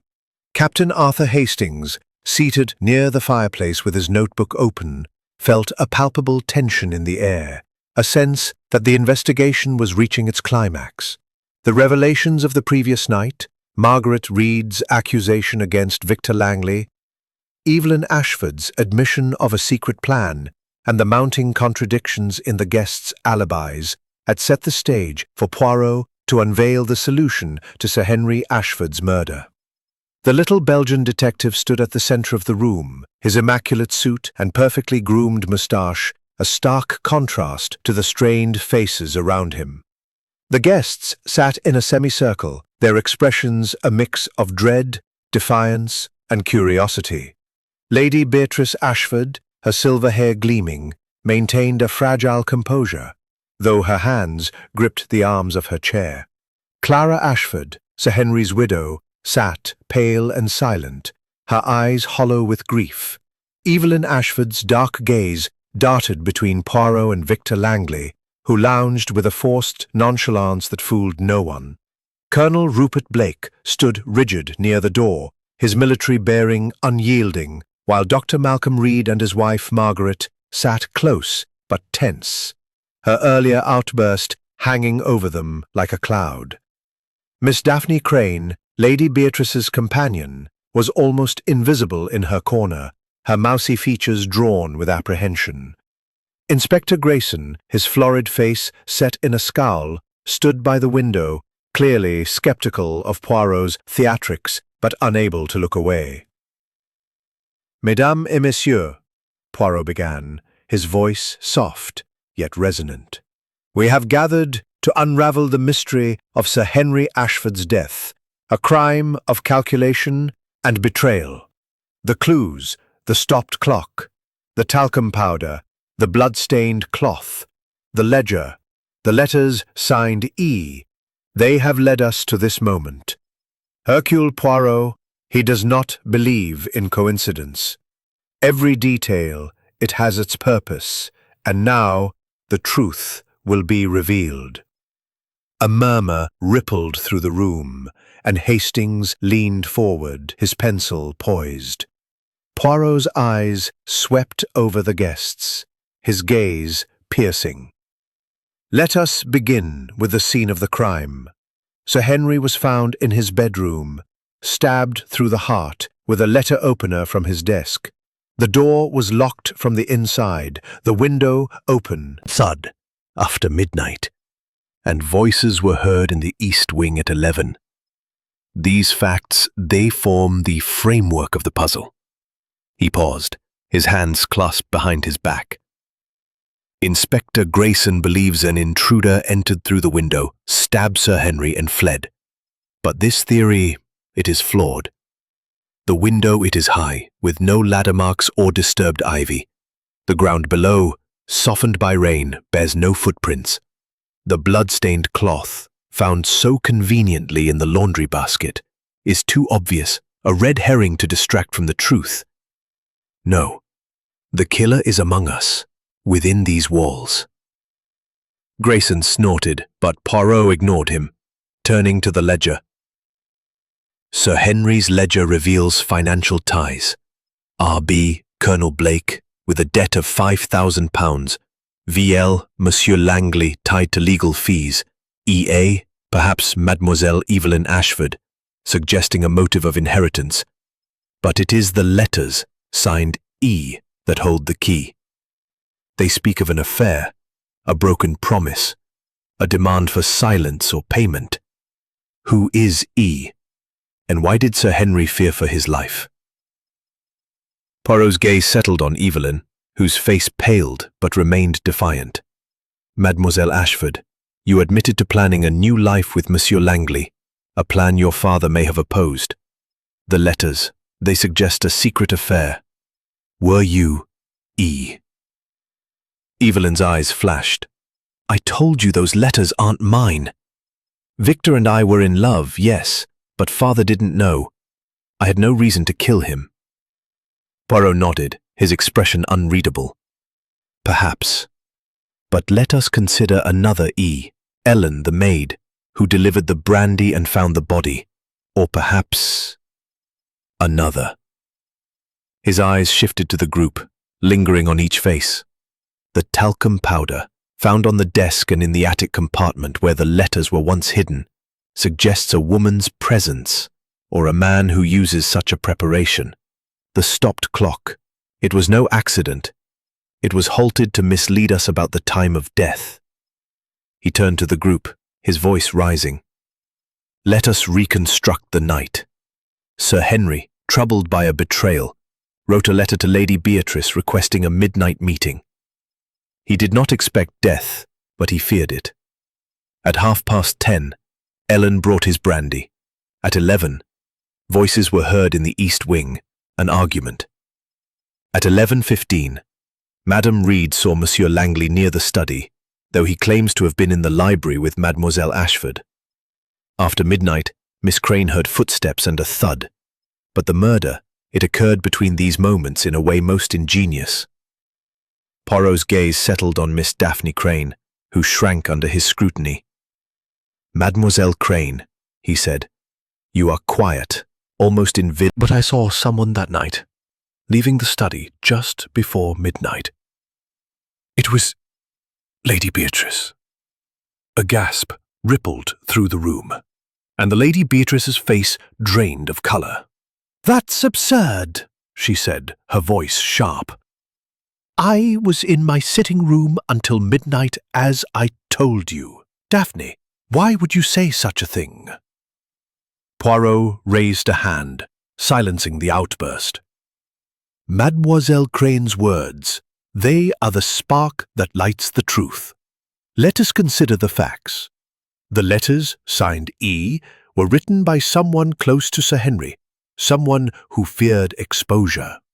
The talcum powder links to the attic, where the letters were hidden. The stopped clock, set to 11:42, was a deliberate act to confuse the timeline.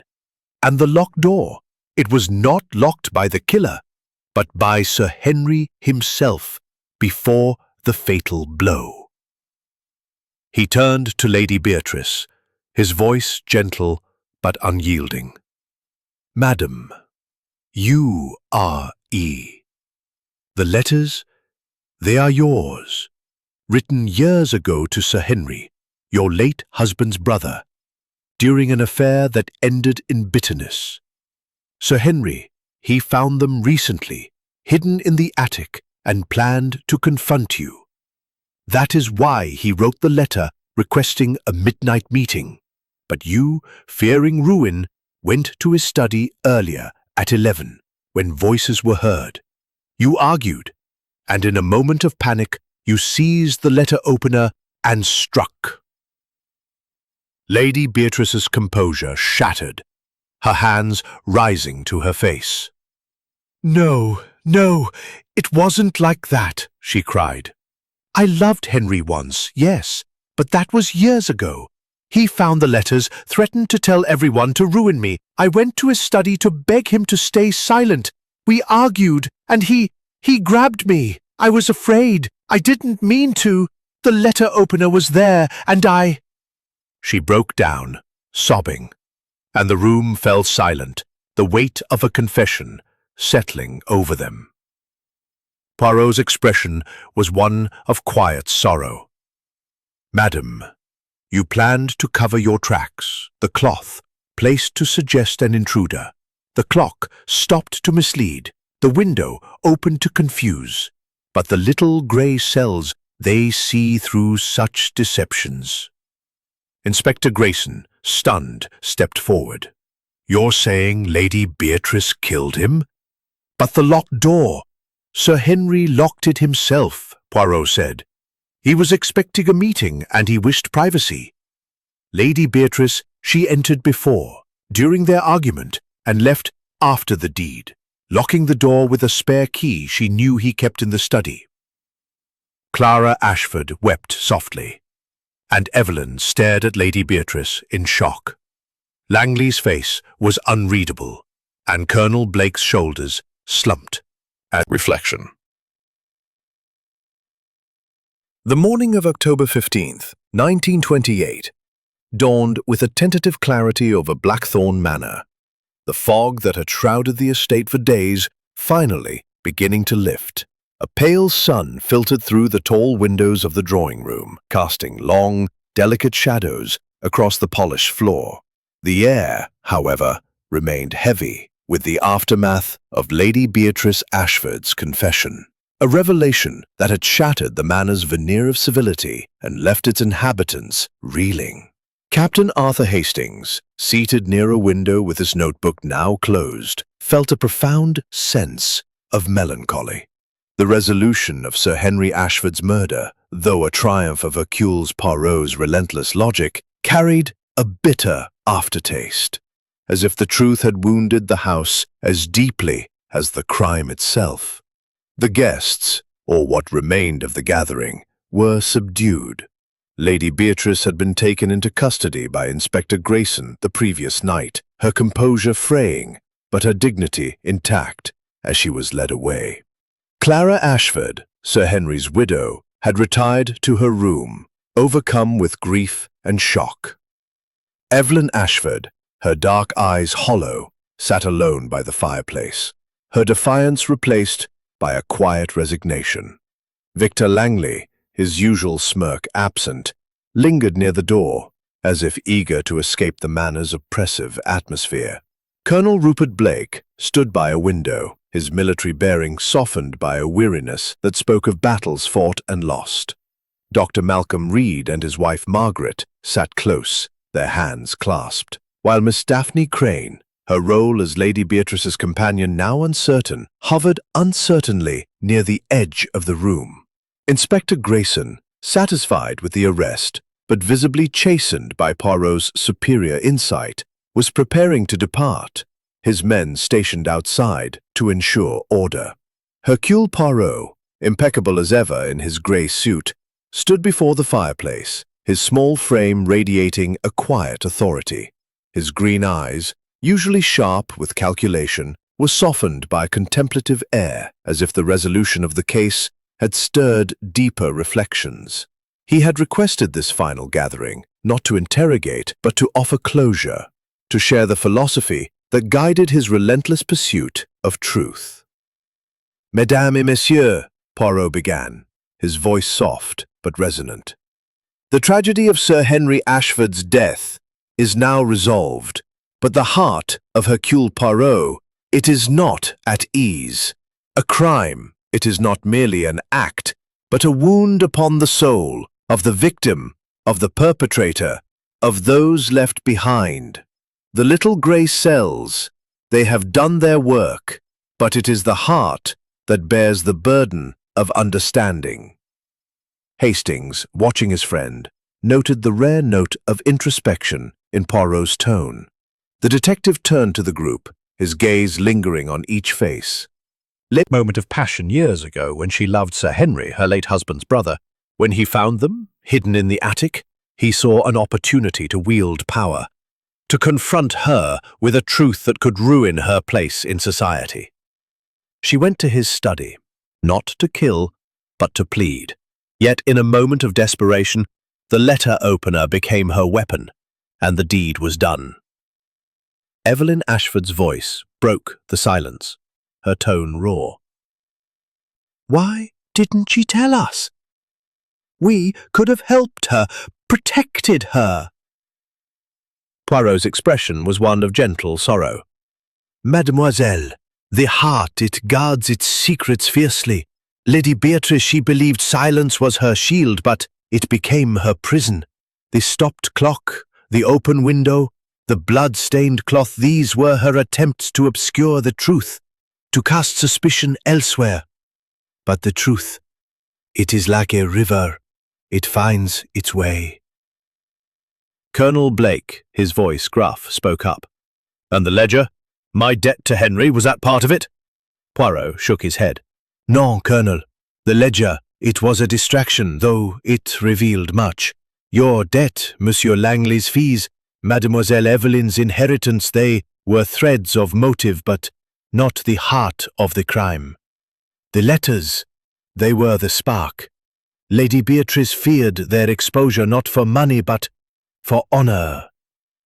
Margaret Reed, her face pale, whispered, "But I accused Victor.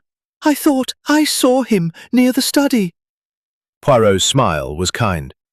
"Madame, your observation, it was valuable, though mistaken. Monsieur Langley was indeed in the East Wing meeting Mademoiselle Evelyn as she admitted. Their secret, it was one of love, not murder, but it added to the web of deception, no?" Langley, his sharp features softened, nodded. "We wanted to leave, to start anew. Henry's will threatened that, but I didn't kill him." Poirot inclined his head. "I believe you, monsieur. The little grey cells, they see clearly now." He turned to the group, his voice rising slightly. "This case, it teaches us a lesson. The human heart, it is fragile, capable of great love and great folly. Lady Beatrice, she acted to protect her name, but in doing so she lost it. Sir Henry, he sought to control, but his power became his undoing. We must learn, mes amis, to seek truth, not to bury it, for buried truths, they fester." Inspector Grayson, shifting uncomfortably, cleared his throat. "Well, Poirot, you've got your man, or woman, rather. I'll admit I was wrong about the intruder, but it's over now." Poirot's eyes gleamed. "Over, Inspector. The law, it will take its course. But the heart, it heals more slowly. Hercule Poirot, he solves the crime, but he cannot mend the wounds." As the guests began to disperse, Clara Ashford approached. Duty to bring clarity. I am sorry for your loss. Evelyn, lingering nearby, added softly, I misjudged you, Monsieur Poirot. I thought you were just meddling, but you saw what we couldn't. Poirot's smile was faint. Mademoiselle, the little grey cells, they see what the heart obscures. Go forward with courage. As the room emptied, Hastings joined Poirot by the fireplace. "A grim business, Poirot," he said. "Lady Beatrice, I never would have guessed. She seems so composed, so in control." Précisément, Hastings, Poirot replied, his voice low. It is those who hide their passions most carefully who are capable of the greatest acts. The heart, it is a mystery even to Hercule Poirot, but the truth, it yields to logic. They prepared to leave Blackthorn Manor, their bags already packed. As they stepped into the hall where Graves waited to bid them farewell, Poirot paused, his gaze lingering on the portrait of Sir Henry above the staircase. "A man of secrets," he murmured, "and a house that keeps them. But the truth, it is free now." The Rolls-Royce awaited outside, its engine purring in the crisp morning air. As they drove away, the manor receded into the distance, its stone facade a silent witness to the drama that had unfolded within. Hastings, glancing at Poirot, saw a flicker of satisfaction in his friend's eyes, tempered by a quiet sadness. "What now, Poirot?" Hastings asked. "Back to London?" "Oui, mon ami," Poirot replied, adjusting his gloves with fastidious care. "But first, a cup of tisane, to soothe the little grey cells. They have worked hard, no?" Cap. The case was closed, but its echoes would linger, a reminder of the delicate balance between truth and the human heart. Chapter 12. The Unseen Thread. The afternoon of October 15th, 1928, found Blackthorn Manor quieter than it had been in days, yet the air remained heavy with the residue of tragedy. The revelation of Lady Beatrice Ashford's guilt had lifted the fog of uncertainty, but it left behind a lingering unease, as if the manor's walls still whispered secrets not fully uncovered. Captain Arthur Hastings, standing by the window of the library, where he and Hercule Poirot had taken temporary refuge, felt a nagging sense that the case, though resolved, was not complete. Poirot's triumph had been masterful, his logic unassailable, but Hastings' soldierly instinct told him that some thread remained untied, some detail overlooked in the rush to judgment.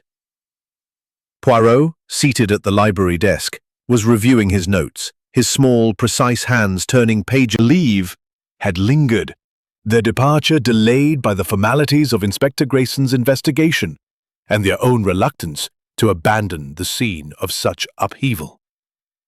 Clara Ashford remained in her room, attended by Evelyn, while Victor Langley and Colonel Rupert Blake had taken to the gardens, their conversation muted but intense. Dr. Malcolm Reed and Margaret were packing, their voices audible through the walls, tinged with relief. Miss Daphne Crane, now without a role, moved silently through the house, her presence almost ghostly. Hastings, Poirot said suddenly, breaking the silence. You are restless, mon ami.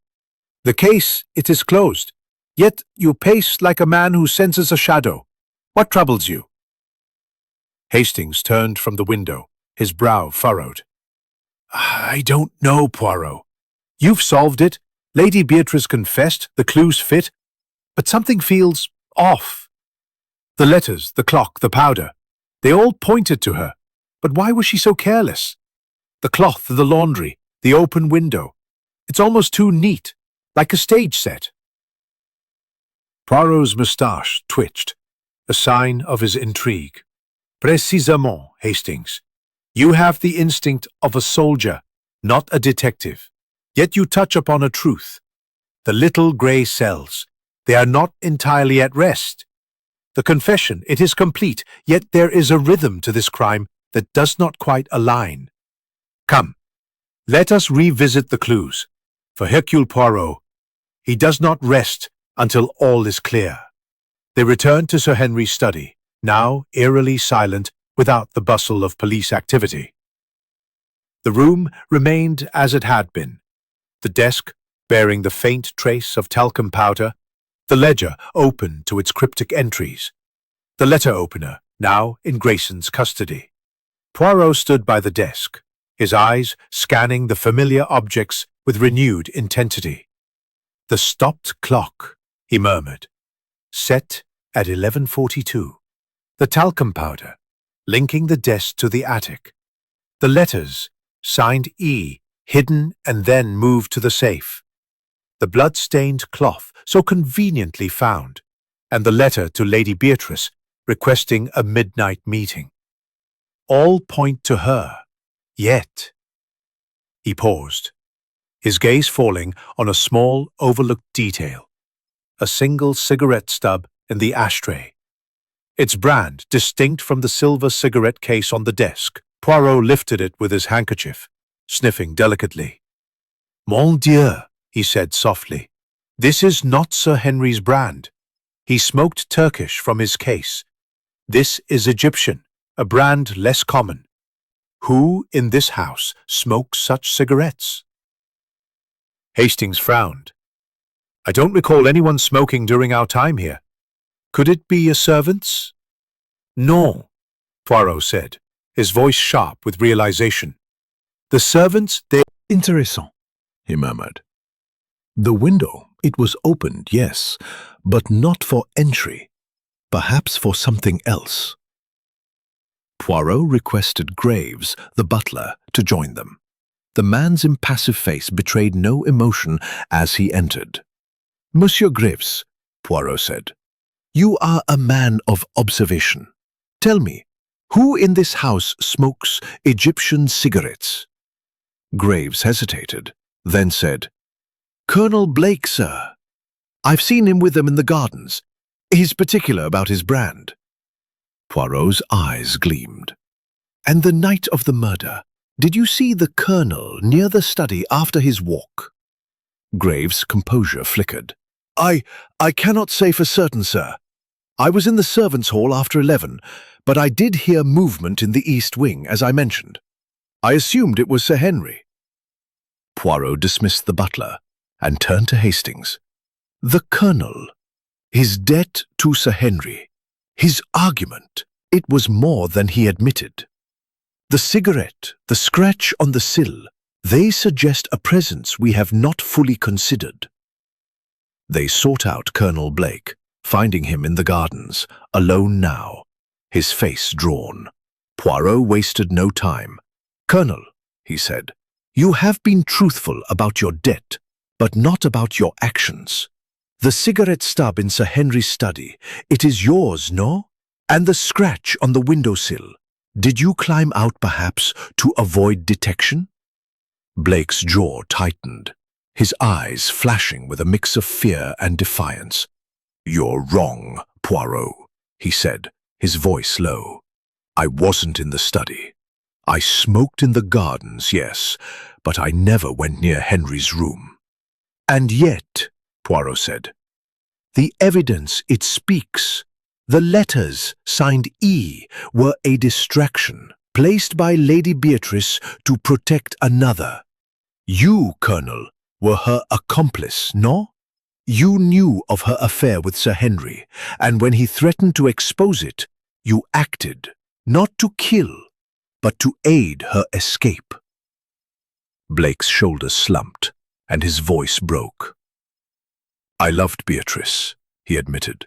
Years ago, when she was trapped in her marriage to Reginald, I was her confidant. When Henry found the letters, he taunted her, threatened to ruin her. She went to him that night, and I followed to protect her. I was outside the study when they argued. I heard the struggle, the thud. She came out, trembling, the letter opener in her hand. I helped her stage the scene, the cloth, the window, the clock, to make it look like an intruder.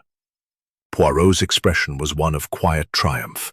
And the cigarette, Colonel, your mistake. Blake nodded, defeated. I smoked while waiting outside. I didn't realize I'd left it in the study. Hastings, stunned, Grayson and the remaining guests. He revealed Blake's role, the Colonel's face ashen as he confirmed the truth. Grayson, chastened, ordered Blake's detention as an accessory, though his tone was less triumphant than before. As the guests dispersed, Hastings turned to Poirot. You knew there was more, didn't you, even after Beatrice's confession? Poirot's smile was faint. The little grey cells, Hastings, they do not rest until every thread is tied. The cigarette, the scratch, they were the unseen threads leading to the full truth. The manor grew quieter, its secrets now fully exposed, but the cost of truth weighed heavily on all who remained. Chapter 13. The Tangled Hearts. The late afternoon of October 15th, 1928, cast a muted golden light over Blackthorn Manor, the lifting fog giving way to a crisp clarity that seemed to mock the turmoil within. The revelation of Colonel Rupert Blake's complicity in covering up Lady Beatrice Ashford's crime had sent fresh ripples of shock through the household, deepening the sense of betrayal that permeated its walls. Captain Arthur Hastings, standing in the library with Hercule Poirot, felt a growing weariness, as if the manor's secrets, though now exposed, had left a stain that no amount of sunlight could erase. The discovery of the Egyptian cigarette stub and the scratch on the windowsill had unraveled the final thread of deception, confirming Blake's role as Lady Beatrice's accomplice. Yet Hastings sensed that Poirot's mind was still restless, probing for any remaining shadows. Poirot, his small frame impeccable in a charcoal suit, stood by the library window, his green eyes fixed on the gardens where Colonel Blake had last been seen. His fingers toyed with a small pocket watch, a rare sign of distraction, though his expression remained composed. Hastings, he said, his voice low, the case, it is resolved. If the heart, it is never so simple. The little grey cells, they have uncovered the truth, but the motives, the passions, they weave a tapestry more complex than the crime itself. Hastings, closing his notebook, frowned. You've got Lady Beatrice for the murder and Blake for helping her cover it up. The clues, the letters, the clock, the cigarette, all fit. But you're still troubled, aren't you? Is there something we've missed?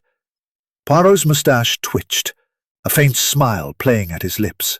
Mon ami, you grow perceptive. The crime, it is solved, but the why, it lingers. Lady Beatrice, she killed to protect her honor. Colonel Blake, he aided her out of love.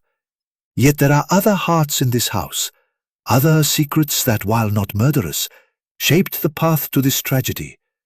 We must understand them, for the truth, it is not only about justice, but about comprehension. Composed, sat beside Evelyn, whose fiery demeanor had softened into a quiet intensity. Victor Langley leaned against a bookcase, his sharp features guarded, while Dr. Malcolm Reed and Margaret sat close, their earlier tension replaced by a weary solidarity. Miss Daphne Crane, her role in the manner uncertain, stood near the door, her eyes darting nervously. Inspector Grayson, though present, had ceded the floor to Poirot, his earlier bluster subdued by the detective's relentless precision. "Mesdames et messieurs," Poirot began, his voice soft but commanding. "The murder of Sir Henry Ashford has been laid bare. Lady Beatrice, driven by fear of exposure, struck the fatal blow. Colonel Blake, bound by love, helped her conceal it. The clues, the stopped clock, the talcum powder, the blood-stained cloth, the letters signed E, the cigarette stub, they have told their story. But there is more to understand. For this crime, it was born not only of one woman's desperation, but of the tangled hearts that surrounded her." He turned to Evelyn, whose eyes met his with a mix of defiance and curiosity. "Mademoiselle Ashford," he said, "your plan with Monsieur Langley to start a new life. It was a secret your father did not know, yet it shaped the tensions in this house. Did you ever suspect Lady Beatrice's past with him?" Evelyn's lips parted, then closed. "No," she said finally. "I knew father was controlling, always meddling in my life, but I never thought. Beatrice and him, it's unthinkable." Poirot nodded. "And yet, it was true. The letters, they were written years ago, when Lady Beatrice was trapped in a loveless marriage to Sir Reginald. Sir Henry, he was her solace, but also her shame. When he found those letters, he saw power, a chance to hold her honor in his hands." He turned to Clara, whose hands trembled slightly. "Madam Ashford, you spoke of your husband's fears, his belief that someone wished him harm. Did you ever sense his hold over others, his need to control?" Clara's voice was barely audible. "Henry was demanding," she said. "He wanted everything his way, money, family, even me. I knew he was troubled, but I never imagined it was Beatrice. I thought it was Victor, or maybe Colonel Blake, over money." Poirot's gaze shifted to Langley. "Monsieur Langley, your role in Sir Henry's legal affairs gave you insight into his plans. The ledger entries, VL, suggested fees, but also influence. Did you know of his intentions with the will?" Langley's smile was tight. "I knew he was changing it," he said. "He wanted to cut Evelyn's share, to control her even after his death. I advised against it, but he was stubborn. I had no part in his schemes with Beatrice." Poirot inclined his head. "And you, Dr. Reed, Madam Reed," he said, Fear, no? A fear of what you might have seen or imagined?" Margaret flushed, her hands twisting. I was confused," she said. "I saw someone in the East Wing, and I thought it was Victor. I didn't mean to lie." Dr. Reed placed a hand on hers. "We were all on edge," he said. "Henry's death, it shook us all." Poirot's eyes rested on Miss Crane, who seemed to shrink under his gaze. "Mademoiselle Crane, you saw Lady Beatrice leaving the study, yet you held your silence until pressed. Why?" Daphne's voice was a whisper. "I was loyal to her," she said. "She was kind to me, gave me a place here. I didn't want to believe she could do such a thing." Poirot nodded, his expression softening. "Loyalty, it is a noble thing, but it can blind us. Each of you carried secrets, love, resentment, fear that wove the fabric of this crime. Lady Beatrice, she acted alone in the moment of murder, but the path to that moment was paved by the actions of all." He paused, his voice taking on a reflective tone. "The heart, it is a labyrinth, mes amis. Sir Henry sought to control, to wield secrets as weapons. Lady Beatrice, she sought to protect her honor at the terrible cost. Colonel Blake, he sought to shield a love long lost. And you all carried your own burdens, your own silences that allowed this tragedy to unfold." Hastings, listening intently, felt a pang of sympathy for the broken figures before him. "It's a sad business, Poirot," he said softly. They're all victims, in a way. We, Hastings, Poirot replied, his voice low. Victims of their own hearts, and of a man who used their weaknesses against them. The truth, it frees, but it also wounds. As the guests began to disperse, preparing to leave the manor that had become a prison of secrets, Poirot turned to Inspector Grayson. Inspector, you have your culprits, Lady Beatrice for the murder, Colonel Blake for his complicity. Ensure they are treated with fairness. For their crimes they are born of human frailty. Grayson nodded, his earlier skepticism replaced by grudging respect. You've done fine work, Poirot. I'll see to it. As the room emptied, Poirot and Hastings lingered, the library now silent but for the ticking of a clock. What now, Poirot? Hastings asked. Back to London, or is there more to uncover? Poirot's smile was faint. The case, it is complete, mon ami. The threads, they are tied. But the heart, it will take longer to mend. Let us leave this place and seek the solace of a good tisane. They stepped into the hall, where the manor's grandeur seemed diminished, its secrets laid bare. As they prepared to depart, Blackthorn Manor stood silent, a monument to the tangled hearts that had shaped both mournful and resolute, as if the house itself were exhaling after the storm of revelations that had shaken its foundations. The pale light of dusk filtered through the tall windows of the drawing-room, casting long shadows that seemed to dance with the ghosts of secrets past.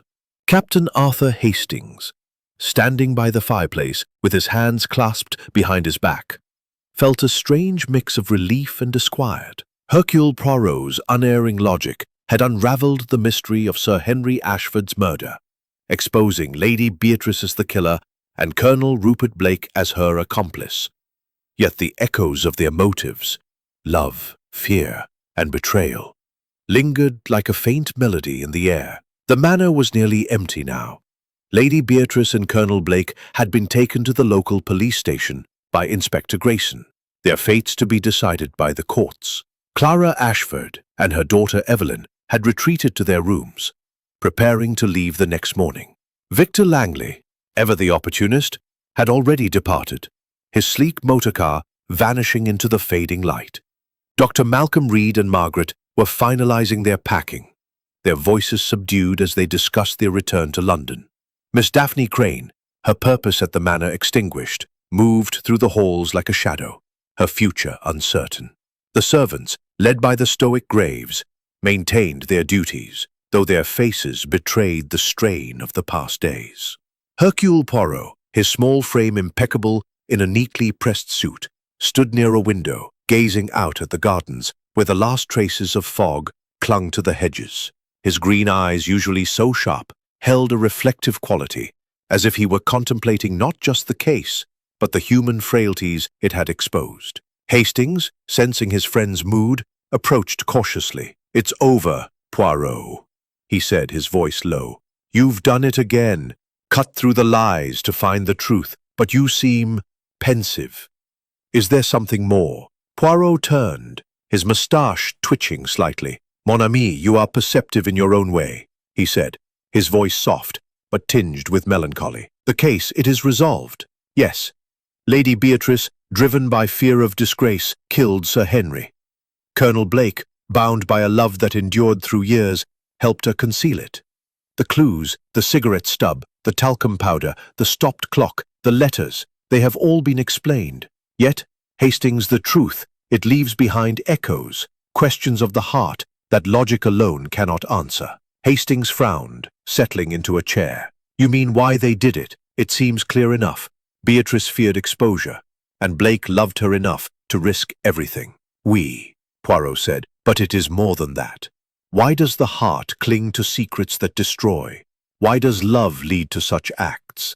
These are the echoes, Hastings, that linger when the little grey cells have done their work." At Poirot's request, the remaining guests gathered one final time in the drawing-room, a formality to close the chapter on the manor's tragedy. Clara Ashford, her face drawn but composed, sat beside Evelyn, whose fiery spirit seemed tempered by grief. Dr. Reed and Margaret stood near the door, their bags packed, while Miss Crane hovered uncertainly, her hands clasped tightly. Inspector Grayson, though officially finished, lingered out of curiosity, his earlier skepticism replaced by a grudging respect for Poirot's methods. "Mesdames et messieurs," Poirot began, his voice carrying a quiet authority, "the tragedy of Blackthorn Manor is at an end. The truth of Sir Henry Ashford's death has been laid bare, and those responsible will face justice. But before we part, I wish to reflect on what this affair reveals, not only about the crime, but about us all." He paced slowly, his hands clasped behind his back. "Sir Henry, he was a man of control, of power. His ledger, his will, his secrets, they were tools to bend others to his will. Lady Beatrice, she sought to protect her honor, a remnant of a love that once brought her solace. Colonel Blake, he acted not for gain, but for devotion, a loyalty that blinded him to the law. Each of you, in your own way, was touched by this web, by fear, by resentment, by silence." Clara Ashford's voice trembled as she spoke. "Monsieur Poirot, you've given us the truth, but it's a bitter one. Henry, he wasn't perfect, but he was my husband. And Beatrice, she was my friend. How do we go on?" Poirot's expression softened. "Madame, the truth, it is a heavy burden, but it is also a release. You mourn, yes, but you mourn with clarity. Hold to that, and to your daughter, who needs you now." Evelyn, her eyes glistening, nodded. "I hated father's control, but I never wanted this. And Beatrice, I can't forgive her, but I understand her fear." Poirot turned to Dr. Reed and Margaret. "You too were caught in this web. Madame Reed, your accusation against Monsieur Langley, it was born of confusion, but also of a desire to protect. Doctor, your silence about Sir Henry's health, it was discretion, but also fear of entanglement." Margaret's voice was soft. "We didn't know what to do. This house, it felt like a trap." "Oui," Poirot said, "a trap of secrets. And you, Mademoiselle Crane, your loyalty to Lady Beatrice kept you silent, but your courage in speaking, it helped uncover the truth." Daphne's eyes filled with tears. "I didn't want to betray her," she whispered, "but I couldn't stay silent forever." Poirot nodded, his gaze sweeping the room. "This manor, it is a mirror of the heart, elegant yet hiding darkness. I'll make sure the courts know the full story. Blake's role, Beatrice's motive, it's all clear now." Poirot inclined his head. "Merci, Inspector. But remember, justice, it is not only punishment, but understanding. Let the courts judge with compassion." As the guests began to leave, Clara and Evelyn to their rooms, the Reeds to their waiting car, and Miss Crane to an uncertain future, Hastings joined Poirot by the window. "It's a sad end, Poirot," he said. "They're all broken, in their own way." "Oui, Hastings," Poirot replied, his voice low. "The heart, it breaks easily, but it also heals. This manor, it will stand, but its wounds, they will take time to mend." They stepped into the hall, where Graves awaited with their coats.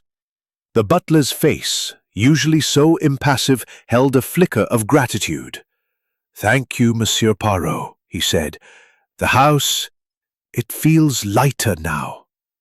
Poirot bowed slightly. "The truth, Monsieur Graves, it is a cleansing fire. Adieu." As they walked to the waiting Rolls-Royce, the manor loomed behind them, its stone facade a silent witness to the drama that had unfolded. Hastings glanced at Poirot, whose eyes were fixed on the horizon. "What's next, old chap?" he asked. "Another case, or a quiet evening in London?" Poirot's smile was faint but warm. "A tisane, Hastings, and perhaps A moment to reflect. The little grey cells, they have earned their rest, no? The car rolled away, leaving Blackthorn Manor to its silence, the echoes of truth reverberating through its halls, a testament to the power of Poirot's relentless pursuit. Chapter 15. The Departure.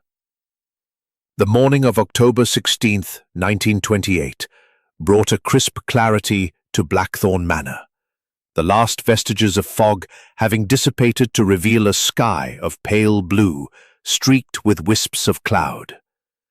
The estate, so recently a crucible of secrets and tragedy, stood serene in the early light, its ivy-clad walls and manicured lawns belying the turmoil that had unfolded within.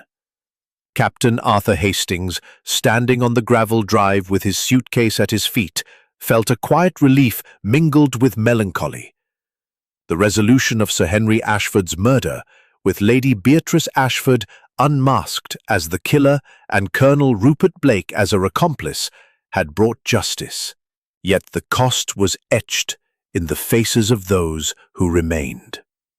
Hercule Poirot, his small, immaculate figure beside Hastings, adjusted his hat with fastidious care, his green eyes reflective as he surveyed the manor one final time. The household was all but deserted now. Memory. Miss Daphne Crane, her role as Lady Beatrice's companion ended, had accepted a temporary position with the neighbouring family, her quiet figure disappearing into the village. The servants, led by the stoic Graves, moved through their duties with a subdued efficiency, as if the manor itself were mourning its lost mistress. Poirot, his hands clasped behind his back, turned to Hastings. "Mon ami," he said, his voice soft but resonant. "The case of Blackthorn Manor, it is complete. The truth, it has been laid bare. Yet, it leaves behind a certain tristesse, no? The heart, it does not rest easily, even when justice is served." Hastings nodded, his soldierly demeanour softened by the weight of the past days. "It's a grim business, Poirot. Lady Beatrice, Colonel Blake, they acted out of desperation and love, but it's torn this family apart. Clara and Evelyn, they'll carry this forever." "Oui," Poirot said, his moustache twitching slightly. "The heart, it is both the source of our greatest acts and our deepest wounds. Lady Beatrice, she killed to protect her honour, and Colonel Blake, he shielded her out of a love that endured through years. The clues, the letters signed E, the stopped clock, the talcum powder, the cigarette stub, they told their story. But it is the story of human frailty that lingers." They walked towards the waiting Rolls-Royce, its polished surface gleaming in the morning sun. Graves, standing by the door, offered a formal bow. "Monsieur Poirot, Captain Hastings," he said, his voice steady. "The household thanks you. The truth, though painful, has brought clarity. We can begin to heal."